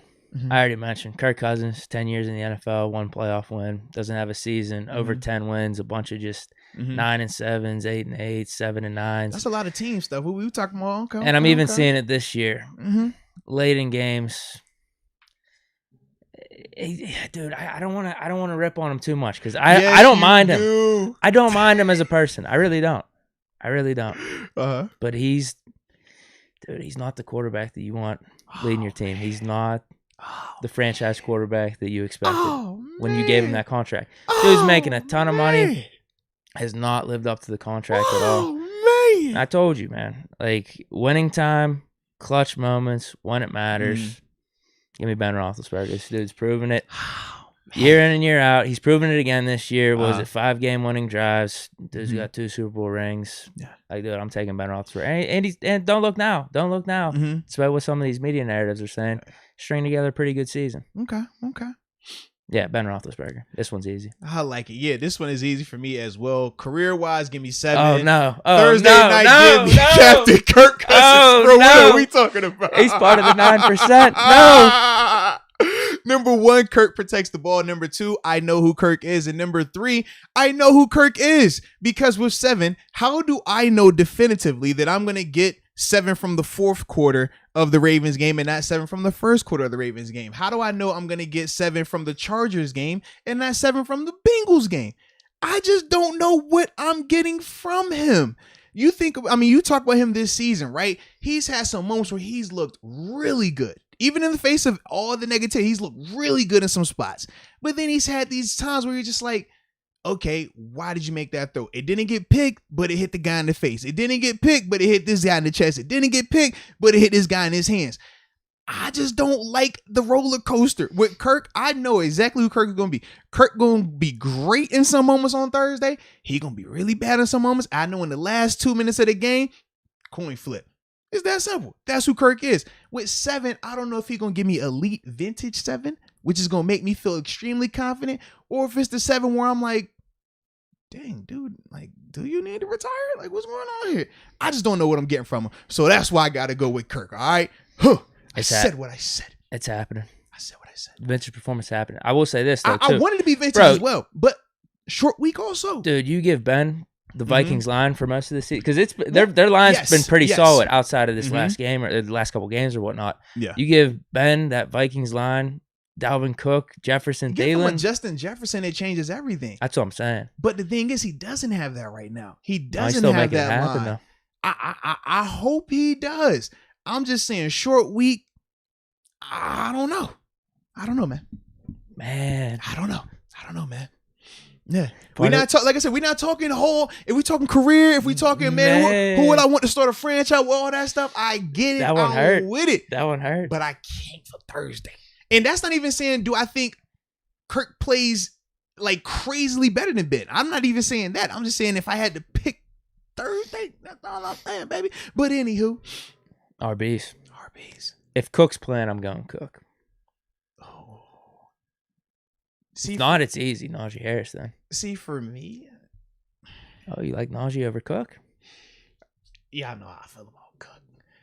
I'm gonna put it like this: if Cook is playing, I still would go Najee because I think Najee is healthier. And Cook is coming. Fair. Cook will be coming back from an ankle injury, and that's my thing. I'm like, Cook's game is predicated on his speed and his cutting his bursts and stuff like that. I have to feel like that's still going to be altered. And even if he couldn't have played on Sunday, I don't think these 4 days is going to make that big of a difference in terms of his explosiveness. We're going to have an update. It's 3:20, probably not. Right. But that's my thing. I just don't think from Sunday to Thursday is going to be that big of a difference for him health-wise. Whereas with Najee, we know what Najee is. I've seen Najee. I've seen him even in his bad games. He still looks really good. So for me, I will go with our running back Najee because of that, and knowing that in this game Thursday, like I said, not for the whole season, just Thursday's performance, Thursday's game, yeah, Dalvin's not going to be 100% out there. So yeah. I like that one. Mm-hmm. All right, wide receivers. Ooh, this one's tough, actually. This is very tough. Thielen being out? Yes, it's very tough. Because they don't have too much depth. Osborne, D.D. Westbrook. They just have a guy. We don't after our 2 guys, though. Yeah. But they got the guy. I don't think Jefferson's going to do good in this game. Okay. I'll put it to you that way. So I'll go us. Who do you think is going to make him not do good? Our defense. Whatever we scheme up, we're going to make it happen. So you believing in the defense? I'm believing in the defense. In the coordinators? I'm believing in what I saw last week. I am. Okay. I really am. Okay. Get Witherspoon in that game. So no Gritty? So we ain't. Yeah, who Gritty's better? Is it going to be Deontay or Justin Jefferson? Well, they say nothing's better than the original. That's what they say. Nothing better than the original, baby. Oh, man. Honestly. Oh, man. Y'all got me going. Oh, man. Oh, man. You want to talk about overrated? That dance move's overrated now. No, not when he does it, though. When he does it, it still hits. When he does it, oh, it's so smooth. It's a good move, but it's almost like the Mariah Carey song, All I Want for Christmas. That's because it's overplayed now. Everyone in the NFL is doing it. No, I'm saying everyone in the NFL. That's not him. Not him. Well, I know. He's not the original, but he's the one who made it really, really popular. I get it. Okay, yeah. I get it. All right, because I know, what about Jamar Chase? Well, he didn't make it either. It was actually the guy in New Orleans. I get it. I know. I don't know the dude's name that actually made the dance. I know that. That's associated with Justin Jefferson. Right. It's associated with Justin and Jamar. He did it on like the 15-yard line of his first touchdown last year. That was the thing. Yeah, he was grittying into the end zone. And he was like, yo, what is he doing? What is this? Let's go, man. I'm telling you, bro. It's big gritty, man. Big gritty. That's all I'm saying, man. So you're going Vikings? You ain't said he was going first. Don't try to switch this up on me, man. I'm going us. You going us? I am. All right. With Deontay and Claypool, yeah. Is that Deontay's gritty? Nah, this the OG. This the real one. This from the 15-yard line. I understand. Dude, I understand, honestly. I'm taking a page out of your book. You know, you are usually who has the biggest star in the position group, and I'm going with the biggest star. On, his coming on is nowhere close to what Jefferson is doing right now. Let's not mix those two up. That's all I'm saying. Like, Deontay is balling out. That's what I mean. I think Claypool's head and shoulders above anyone. They got it too. I agree with that. Core, receiving core, and Ray McLeod, he caught that one last week, so his stat line looks a little bit better. The one he caught, or the other coin, the other one. Because he had a catch earlier in the game, too. Yeah, I can't remember that one, to be honest. I just remember the drop, the so-called drop that the refs called a drop. It was a nice catch. Nah, I definitely caught that ball, though. He definitely did. It was a hell of a play, but whatever. Yeah, I'll go with us. I'm just going off our top 2. I understand, because there's a case for Jefferson just as the guy. Like, he's at a different tier from both of our 2 guys. Yeah. I think. But then our 2 guys are a different tier from anyone else that they got. I agree. I love our 2, like, if we were fully healthy too, our guys, Juju, that would change a lot for me. But I just don't, seeing how dynamic he's been, talking about Justin, and while doing it, while teams are scheming up, they're trying to stop him from getting the ball, and he's still eating like that. It's just hard for me to not go with that. So that's why I went him at wide receiver. Now, what about tight ends? I got us. You do? Yeah. Their guy's not bad. I like Conklin. I ain't gonna lie, man. He's not bad. He's not bad. But I think just Frymouth's better. Now, he gets featured. That's what I'm saying. He gets featured a little bit more than Frymouth. But so I like Pat as a whole, but I like their tight end better in this matchup, more importantly, because, like you said, they feature him. And they feature him. He's going up against, too. I ain't want to say that, but yes, I do know he has a very favorable matchup, whereas Pat is going to be going against Eric Kendricks. Yeah, I don't think I like that to say. Still think we'll have success, Anthony Barr, but it's not as, favorable as Tyler Conklin's matchup could be. That's probably the strength of the defense right now is their two linebackers. And he's big, athletic too. Like I guess you could throw Harrison Smith in there, but you watch how he moves though. He body control, he's a good dude. Just think, man, they're supposed to have him and Irv Smith out there. That's the crazy part. I know. Irv Smith was looking like he was going to have a breakout season. Right. Yeah, if they had Irv Smith, I would definitely take them. No. But if I move straight up against them, I'll take Pat. So I like how you flip-flop between I'm going to go matchup-based, who are they going against. All right, well, I also think he's going to have a better game, though, too. You do? I do. I think Pat will. Okay.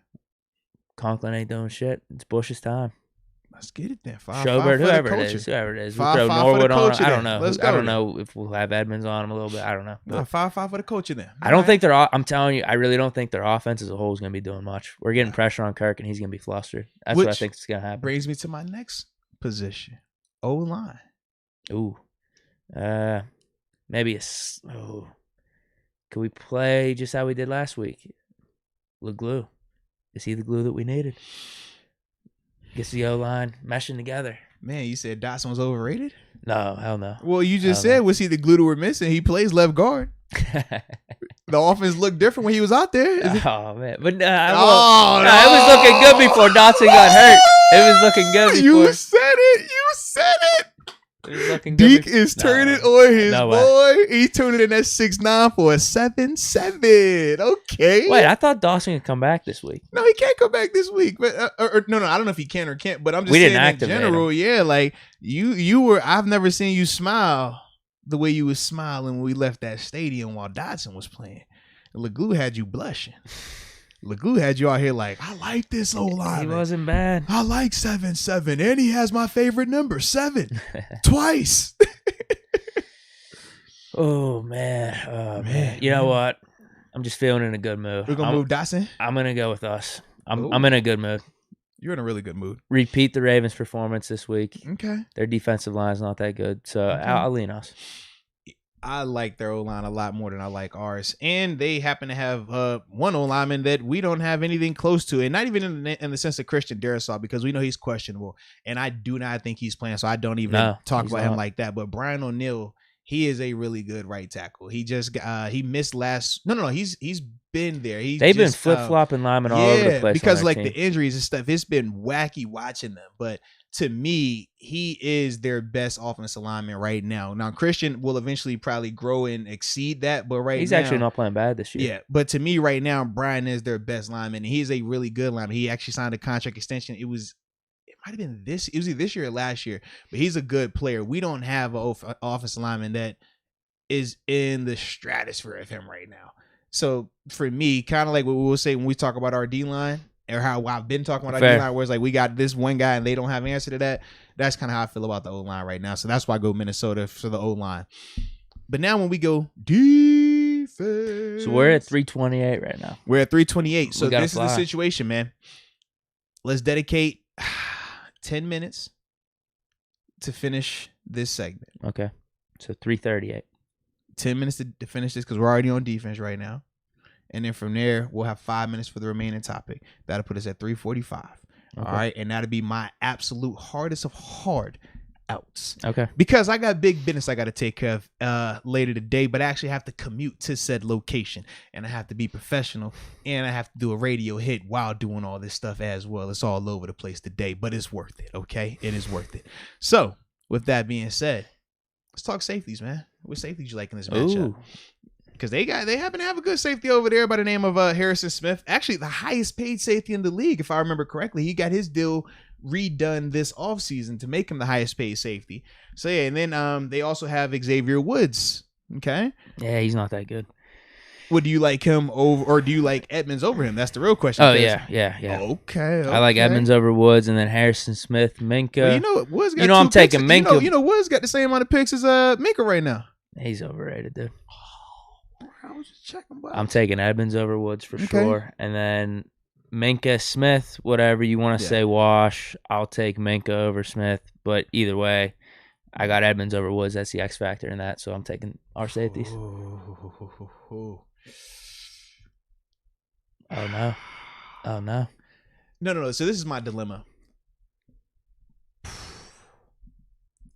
The gap between Minka and Harrison is really, really close for me. Like, I could essentially say coin flip, but then when I think Edmonds and Woods, part of me wants to say coin flip as well. No. And that's my problem. So it would either be I just be super biased and just say us on the strength of being us, or I say push. You know what I mean? Or like a wash. If you're feeling push, what's your heart saying? It's saying push? It is saying that, but I feel like that's a cop-out. You did one last week, though, with the kickers, and we won. So maybe you need one push every time. You're right. All right, push. I'll push this one because, even though Harrison Smith, I don't love him, I respect the heck out of his game. And I think he is a super smart player, like crazy smart. And he's been one of their stalwarts, one of the guys up there for 10 plus years now for him, man. Like, he shows up in big moments as well, man. I'm a fan of his game a lot too, man. So push for those corners. Now they will have Patrick Peterson returning now. Yeah, we don't have Joe Hayden back. And they'll have, Rashard Braylon as well. Oh my goodness. Can we just get last week's performance from our corners again? Because I don't think their corners are that good this year. Third corner, Mackenzie Alexander. Okay. Well, Dantzler too. They've been playing him. Yeah. Bro, this one's a tough one. Because they got the name in Peterson, but their cornerbacks as a whole this year. Bro, hold on. What? I shouldn't have read the chat.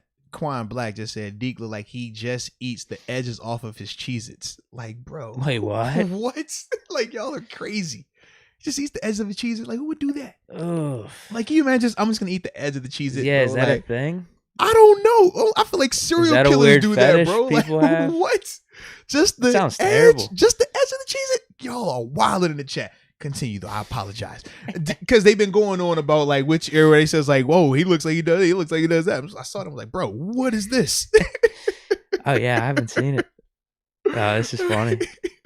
Drinks beers with a silly straw. You see what I'm saying? Like, bro. So you talking and I'm listening and trying to read through this. Gluten-free bread. Oh, that gluten-free bread's terrible. It is. I tried it once. It is so bad. It is so bad, bro. They've been here roasting you, bro. I couldn't help myself. I'm sorry. No, it's fine. It's all good. Deke looked like he give out tissue samples at Walmart. Like, yo, this is crazy. Like, here, you want a Kleenex? Yeah, where's he coming up with this stuff? I don't know. I'm sorry. Was he the one that said he's on Pluto? I don't know. But here we go.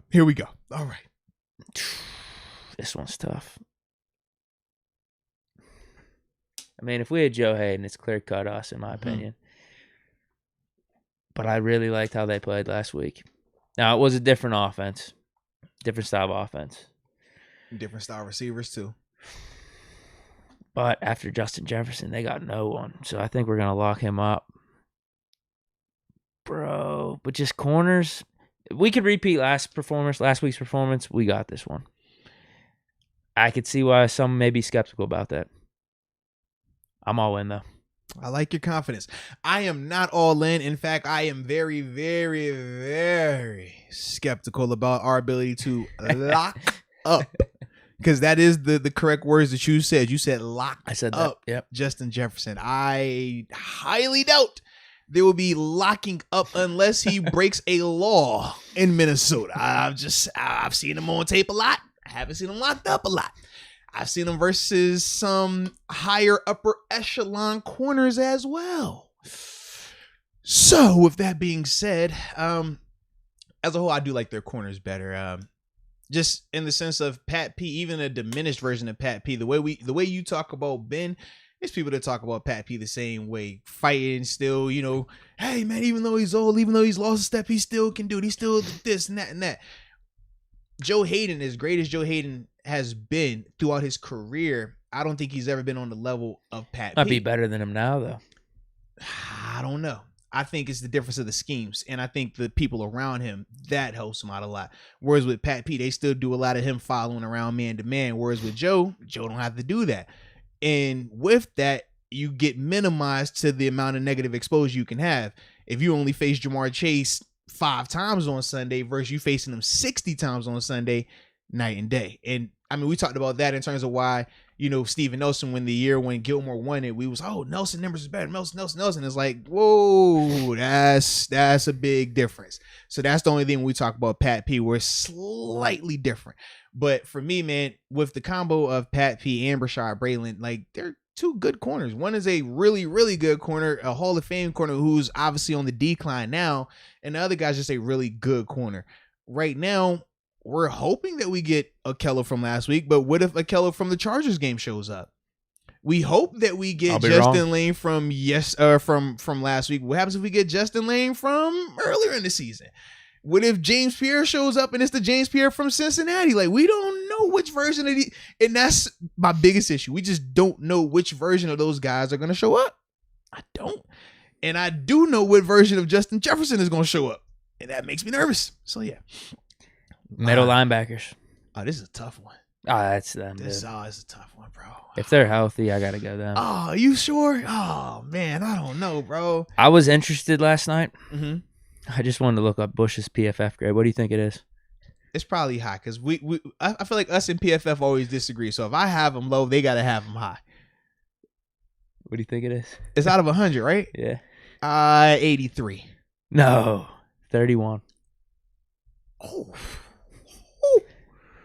How about this? They have Minka at a 47. See, I wanted to check that. Yeah, That's it's ridiculous. They had him at like a 29 after the second week. I don't like that. Oh, man, I don't like that at all. I got to go with them for inside linebackers right now. Yeah. I still have faith in Bush turning it around, though. Well, no, I do as well. Uptick. Like I said, last week's performance was definitely a step in the right direction for him. It's multiple inside linebackers that we have. So, yeah, I'll just leave it at that. We were. Oh, you didn't like Schobert last week. Looking back. Oh, no. I wasn't the biggest fan. Oh, no. I'm not going to lie. What changed? I don't know. Maybe it was some of the coverage stuff. I just feel like guys was running away from him a lot. I didn't like it as much. I don't want to put that out there. I mean, it's out there, but it's not out there. But it's. But a lot of people were saying that the day after. I know, and I thought he had a good game outside of the first quarter. Yeah, I went back. I'm like, the full game was bad. Oh no. I didn't like it as much as I thought I did. Yeah, that's all. We were kind of on the same page. I liked Bush. I thought I liked Schobert's game a lot more, and when I went back, I'm like, I didn't like that as much. But I still I did like Montrevious a lot still. I'm going back, and I'm in the process of finishing up LeGlue. He had some really good moments, but he did have some woo lords. Yeah, he's no dog. He has some woo lords out there. But as a whole, I mean, the offense did look different when he was out there. And we even got some banner plays as well that I was looking at too. Just throwing that out there. It was cool. So, yeah. Outside linebackers. Or who'd you say? Who'd you say for inside? I said us for inside. Are you? No. Excuse. When I said us, I was thrown off because I was in my mind. I'm like, yo, Kendricks, that like he's cool people. I like him. Good well, if they dude. were hurt, we'd go off. Yeah, good dude. Actually, funny thing, I started because we got a chance to interact. We met. We were in Vegas a couple of days, right? This was 2 years ago, doing the arm wrestling thing. So since then, it was always like, all right, I'm gonna follow you, make sure everything's good. It's cool to check him out. He just dropped this new shirt, Eric Kendricks line. Oh no. I have it upstairs. I started to come in here and wear it. It just so happened that it was into the AM day, so I had to wear this shirt. But I thought it's a dope shirt. It goes good with my Vans. Got these little checkers on it. Like it's got the 5-4. It's not purple and yellow. No, it's neutral color. It's neutral color. It's neutral color. But I was gonna post a pic, tag like, yo, Skull. You know? Skull can of chew maybe with it. Yeah. So that's where we are. But we're good. So we'll both go there inside linebackers. Yeah. Outside or just edge rushers. Yeah, I mean that's definitely not even a question. No debate. D-line, with all their injuries and stuff. D-line, that's us too. That's I would Cam agree. Hayward. I would agree. Chris Wormley too. Oh yeah. Let's include him. Okay. See a lot of people in the back there. All right. Checking his stats. Stringing together a pretty decent season. 5.5 sacks now. I'm with you, man. Special teams, though. Moats has been telling us this whole time. Special teams. Ooh. Kickers, punters, returner. You know what matchup we have going? Revenge game. I know exactly what matchup we got going. That's why I brought him up. You thought I was going to let that slide? You thought I was going to let them smoke my cousin right in front of me and not do nothing? No, I ain't going to let it go all like that. I ain't going to let that ride. Let's go, man. Well, let's go. You warned us too in the offseason. Barry kind of outplayed Harvin. He's outplaying him through the season too. In front of you? Check the stats. Right in front of you? You gonna smoke your cousin right in front of you? You ain't gonna do nothing, Deke. No, baby, not today. We definitely got the kicker though. Okay, facts. I think they might have the return man, unfortunately though. I do believe they do have the return man. So does that mean it's 2-1 them? I think it is. Special teams as a whole. This is the first time we've ever picked against our unit too, I think. As a whole, yeah. Because there's only been one kicker that I've chosen opposite of Boz, and that was just last week with You tied it though. You said tie. Oh, you're right. I tied. I didn't pick him. Yeah. Yeah. So I guess you got to give the edge to them right now, because if Prezi was a little more consistent, maybe you give it to us. Mm-hmm. Yeah, they have 2 touchdowns from their dude. They do. He housed them joints. Like, that's crazy. Yeah. So I'll give them the edge right now. Special teams. This is unprecedented. That doesn't mean they're winning. I agree, but I will second that emotion as well, and I will go with, their special teams unit as well. Hey, shout out to the people that caught my reference too. I'm glad we got some people for the culture in here, man. Shout out to Menace to Society, a dope movie. Yes, indeed, a dope movie, man. We're at 340, 341. So remember, we're right on schedule. 4 minutes remaining for the final topic. Oh, we need our predictions though. My prediction is locked, loaded, and ready. Are you ready to go? Drop your predictions in the chat right now. Stop what you're doing. Drop your predictions in the chat. And after you drop your predictions, hit the like button as well. I've seen people talking about the likes, 177. 477 people in here right now. We got to do way more. Not for us. Not for Big Deke Energy. Okay? But for the algorithms, because YouTube, they love to see those thumbs being put up. So put the thumbs up, and while you're at it, subscribe and hit the notification bell as well. All right, that's my shameless YouTube plug. That's what we're supposed to do. But score prediction time. All right, we see them coming in hot and heavy. We got the Dippin' Dots 21, Classic Deke 27-13, Steelers. We got Damon Brown, Steelers win 32-10. Steeler Nation on fire. Steelers 30-10. William Blitzberg for life. Steelers 32-24. Unpopular opinion. 27-21 Steelers. Martin F. Steelers 17-14. Boy, y'all got a lot of these daggone scores coming in. Okay. So it looks like heavy Steelers today. Yes. I don't think anybody up here has Steelers losing. I don't see anything. The closest score I've seen is 1917 Steelers. And that was by Mr. B. Malarkey. So with that being said, Big Deke Energy, how you feeling? You feel lucky today? Oh, yeah. Okay. It's not about luck, though. Okay. This game's about skill. Oh, all right. Here we go. Talk to him then. Yeah, and we're going to take care of business. We got the better quarterback, and we got the better defense, and I think our defense is really going to step up in this game. Mm-hmm. We're going to get pressure on Kirk Cousins. I already said all this. We're getting pressure on him. He's going to be flustered. Mm-hmm. I don't think they do anything because their main guy is Justin Jefferson. Mm-hmm. I don't really got to worry about anyone else if Dalvin Cook doesn't play. If Dalvin Cook plays, we're gonna lock him up. That's what you told us. Yeah. Oh yeah. I don't think we're good. Over under. I don't know what the over under is, but let's just say 70. I say he gets the under. Okay. Does that count? Does that count as like lockdown performance? No, if he's under 70 yard, Teddy or no Teddy? No. Okay, if it's under 70, no Teddy. Yes, that's okay. That will be way better than I thought. So yeah, that would be locked up. That's what I'm saying. For all intents and purposes, that will classify as locked up. We'll see if Cook plays or not. If Cook plays, that definitely helps him in the running game. But if not, yeah, they're not going to do anything. They're not going to do anything running the ball. Even if Cook does play, I think it'll be like the Browns' performance for our defense against Chubb. Oh, yeah, I see. Hey, what does he get 60, 70 yards? But no, we're going to be flustering Cousins every time he drops back to pass. TJ Watt's going to have a game. Actually, the stat lines might be Highsmith has more sacks than TJ in this game just because of their whole left tackle situation. I can see that, honestly. Could happen. Yeah, Kirk Cousins isn't going to do anything. We're getting pressure on him. We're going to focus on Jefferson. Running game's not going to get anything going. And then offense, I told you, it's winning time. This is a game we have to have. That's the my offense, line, actually. Winning time, you stole from it. That's my line. I don't know if y'all know that. That's my line. You had it copywritten. I went and copyrighted while you sleep at the wheel. I was like, you know what? Let me just, it's winning time. Yeah, offense. Ben plays good.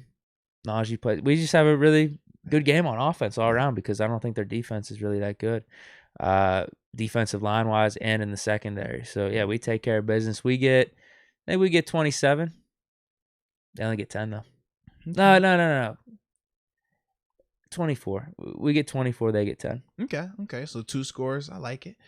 All right. This game I'm excited about for a couple of reasons. First off, short week, prime time. Hot the women and children is about to get nasty out here, but that's what it needs to be, man. And I do like the fact we're coming off of a very emotional win, a very emotional week in terms of the announcement with Ben potentially being the last ride. Is this or is this not his final go around? All of those things playing into it, man, it makes this game feel a lot bigger. I do think the Vikings are going to have some success on offense, though. Justin Jefferson, I do think he will present some challenges. I don't know which version of our run defense shows up, but I think they might be able to have some success as well with that. I love our defense against them, though. I do think that when it pertains to them dropping back the pass, I don't think Kirk is going to always be under pressure, which is why I do think Justin is going to have his moments. But I do think we will be able to create a hostile environment for him. So with that being said, man, I'm also looking at the history of the Vikings this season. 11 games decided by 1 score. It's the most in the NFL this season. I personally think that this will be a 1-score game as well. It's a short week. Short week is, it gets a little muddy, it gets a little messy. And also short week preparation, they're preparing in terms of the Vikings preparing for us. Our offense isn't too far off from what the Lions do in terms of it being more of a conventional style, whereas we spent all last week preparing for who? Lamar Jackson. So typically you don't have a ton of prep, a ton of new installs. So what we currently have isn't custom fit for what they were doing just in terms of the timing of everything. So that's why I think it will be a closer game, a 1-score game, but I have it 23-20. The good guys. Oh, nice. Pittsburgh Steelers get it done, man. 23-20. That's how I have it. That's how I'm rocking with it, baby. So yeah, man. Yeah. So we're at 46 right now. We're a minute over. So let me look. Do we have any other supers? I think 1 or 2 might have came in. All right. CJ. That's the one I see. That's it. Yeah, because Black Lavender says that Taco Bell is something you eat as a laxative alternative. Jeez. Jared Croft just said move and la glue, which I do like. Shout out to Jared for that right there. And then Let's Go UW. He says, to be frank, Moats, name one team in the AFC, not the Patriots, who is consistent, even since he isn't. No, I'm with you 100% on that. It's just some teams are a little bit more consistent than others. That's all. But I'm with you though, man. The NFL as a whole, not even just the AFC, the NFL as a whole is very inconsistent this season, man. And then we had CJ Sachs. He says, will 7 hit 420 touchdowns? He's at 412. Will TJ get 22 sacks? 7 definitely is going to be in contention for that. We're talking about 8 more touchdowns. 8 in 5 games, yeah. Yeah, 8 touchdowns. I hope he will be able to get that. He better be able to get that also. And TJ getting to 22, he's on pace for it without a doubt. I think he does get it, barring anything injury related. I think he does get that, man. All right. So everything is telling me I should stop. It's up to you to, I mean, it's telling me I should be a professional here. But you know what? It's the holiday season. In the same way, it's a certain guy's birthday on the 25th. His party was about to stop, and he turned the water back into some wine. Yeah. So you know what? We're going to turn this water into wine today too, baby. All right? We're going to talk Kenny Pickett, baby, because he is a finalist for the Heisman, and I want to talk about it too, Deke. I want to talk about it. So let's talk about it, all right? Can we talk about it? Is there a heart in the house? Do you got 3 minutes? Can we hang? I'm amped up about it. Okay. No, man, him being named a finalist. Now, I know you've been covering him from the beginning of this thing, man. You've backstory. Hard-hitting reports. No question. So what I'm going to do, I'm going to get my little 2 cents out first, okay? Because I know I want to leave the floor to you to really hit this thing home the way you're supposed to be hit it, all right? Okay. Not that small Deke. I want big Deke energy, okay? That's what we're looking for, all right? But for me, man, when I think of Kenny Pickett getting this huge recognition, huge accomplishment. Just what he's been able to do in terms of making Pitt relevant this season, right? Yep. You talk about double-digit wins, first time in how long? You talk about winning the ACC. I mean, first time ever. Well, we haven't been in the ACC that long, but right. but haven't even had an opportunity because they weren't winning enough. And you talk about a guy in Kenny Pickett who was here from the beginning and stayed the course. Good seasons, bad seasons, however you want to say it, right? Was he balling out in spite of the coaches, whatever, right? But all those things leading him up to this point where he's played himself into a bona fide first round selection. He's played himself into winning some other awards. I believe he just, I forgot. Best senior. Yeah, he just won the best senior award. He's obviously a finalist for the best QB award. He won, as well. I think it was ACC player of the year. Like he's winning all of these accolades. And to me, it's beautiful to see because he's definitely earned it. And watching, especially when you kept talking about him, me having a chance to watch him, it's like you skeptical at first, but it's like, nah, this kid, like, he gets it. He's doing it the right way. I mean, he competes his tail off. The fake slide is iconic in terms of the significance of the play when it happened. So yeah, for me, man, I definitely like it. Now, do I think he wins it? I honestly don't. I think he probably finishes third behind CJ Stroud and Bryce Young. I think Bryce Young is going to win it. I think CJ will probably be second. But I do think Kenny being third is still going to be a huge accomplishment to him from my perspective. But now I want to turn the floor over to you. Well, I talked about this a little when we were talking about TJ, and you even mentioned it right there. Does he win at the end of the day? I don't think he will, just because I know how the voters operate. You have Alabama, this prestigious program, always in the mix, and you throw in the SEC too. Everyone has an SEC bias when it comes to college football and the awards and who gets ranked in certain spots as well. But, dude, Kenny has a legit case. He has a legit case because when you go over the stats, he has the best stats.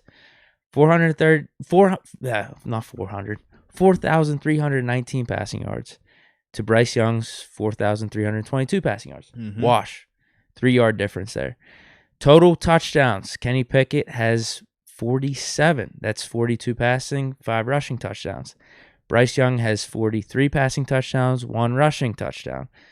Kenny has a few more picks, has 7. Bryce Young has 4. But Kenny has a few more rushing yards, 233 to 156 for Bryce Young. Not that extravagant, but the stats are literally equal, if not in Kenny's favor right there. Yeah.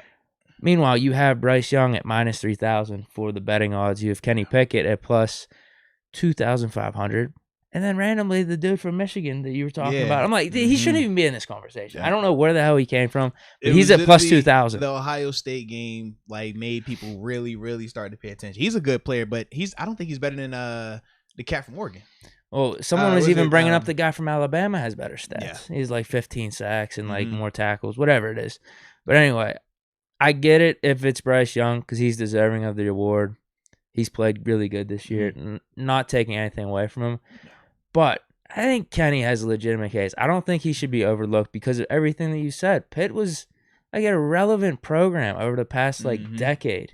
And for him to come in, string off these wins, where is Pitt without Kenny Pickett? Right. Where is Pitt right now? I mean, we have Patty as our backup. How many wins do we get with him? If Alabama doesn't have Bryce Young, where are they at? They're still going to be winning. Where are they at? I'm sure the backups put up very similar stats. You look at the tide continues. Dude, look at the last however many quarterbacks they've had. Yeah. Tua, he leaves. Doesn't matter. Mac Jones, he puts up like 4,000 yards, over 40 touchdowns last year. I think the same thing with Bryce Young. So if you're considering that, I think Kenny Pickett should get some serious consideration. Yeah. Like I said, I get it. Bryce Young's played good this year, but what Pickett's meant to Pitt, I think he means more to his team than Bryce Young means to Alabama. I would agree with that 100%. Now, I don't know how you're grading the Heisman like that, but the stats are pretty much equal. Yeah. Now, I think the argument people use is the whole SEC thing. I know that's the argument I use. But at the same time, dude, look at Alabama versus the other SEC teams and the players that Bryce Young has around him. He's got 2 first-round picks at wide receiver. I agree. Running back that's probably going to go in the first 3 rounds.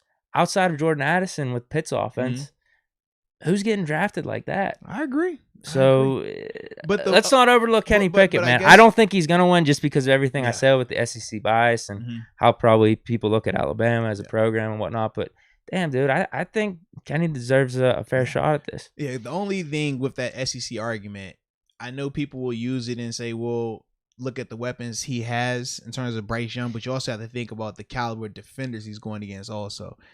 Yeah. it ain't a ton of those first round defenders out there that Kenny's going against compared to in the SEC. We know it's going to be flooded with those corners, those edge rushers, those, like, that's what it is. You know what I mean? So I think that also plays into it. But to me, man, Kenny definitely, man, like, I'm just glad he's in this, getting this recognition. Yeah, man. either way, it's cool for Pitt. Huge, and man. Actually, Jordan Addison should win the Bolitnikoff too. I mean, he has the best stats for a receiver in all of college. So, like, I could go through all that, but I think they speak for themselves. If he doesn't win that, I think he's getting snubbed. Yeah, like that's a legit snub. I think if he doesn't win the Bolitnikov. Who's the favorite for that right now? Then I don't know who the favorite is, but he's got 14. I know he's been going off. You ready for this? 1,479 yards. Yeah. These are the three finalists. 1,479 yards, 17 touchdowns. Next dude is the guy from Alabama, actually, Jamison Williams, who actually looks awesome. Nice too. 1,445 yards, so yards are about the same. 15 touchdowns, 2 less touchdowns. So, and Addison has 93 receptions. He has 68 receptions. David Bell, 93 receptions, 1,286 yards, 6 touchdowns. So he's not even close to the other two. So it's between Addison Williams, but Addison's stats are better. Yeah. So if he doesn't get it, I think that's kind of a snub a little bit. And it's not better by much. It almost goes back to the Pickett, Bryce Young thing. But I do think Addison's very deserving. I like it. Sorry if we went too much. Nah, over. Bro, we good. So let me look through here one more time. Let's go. UW said Will Anderson was robbed of the Heisman. Okay. I have heard that sentiment as well.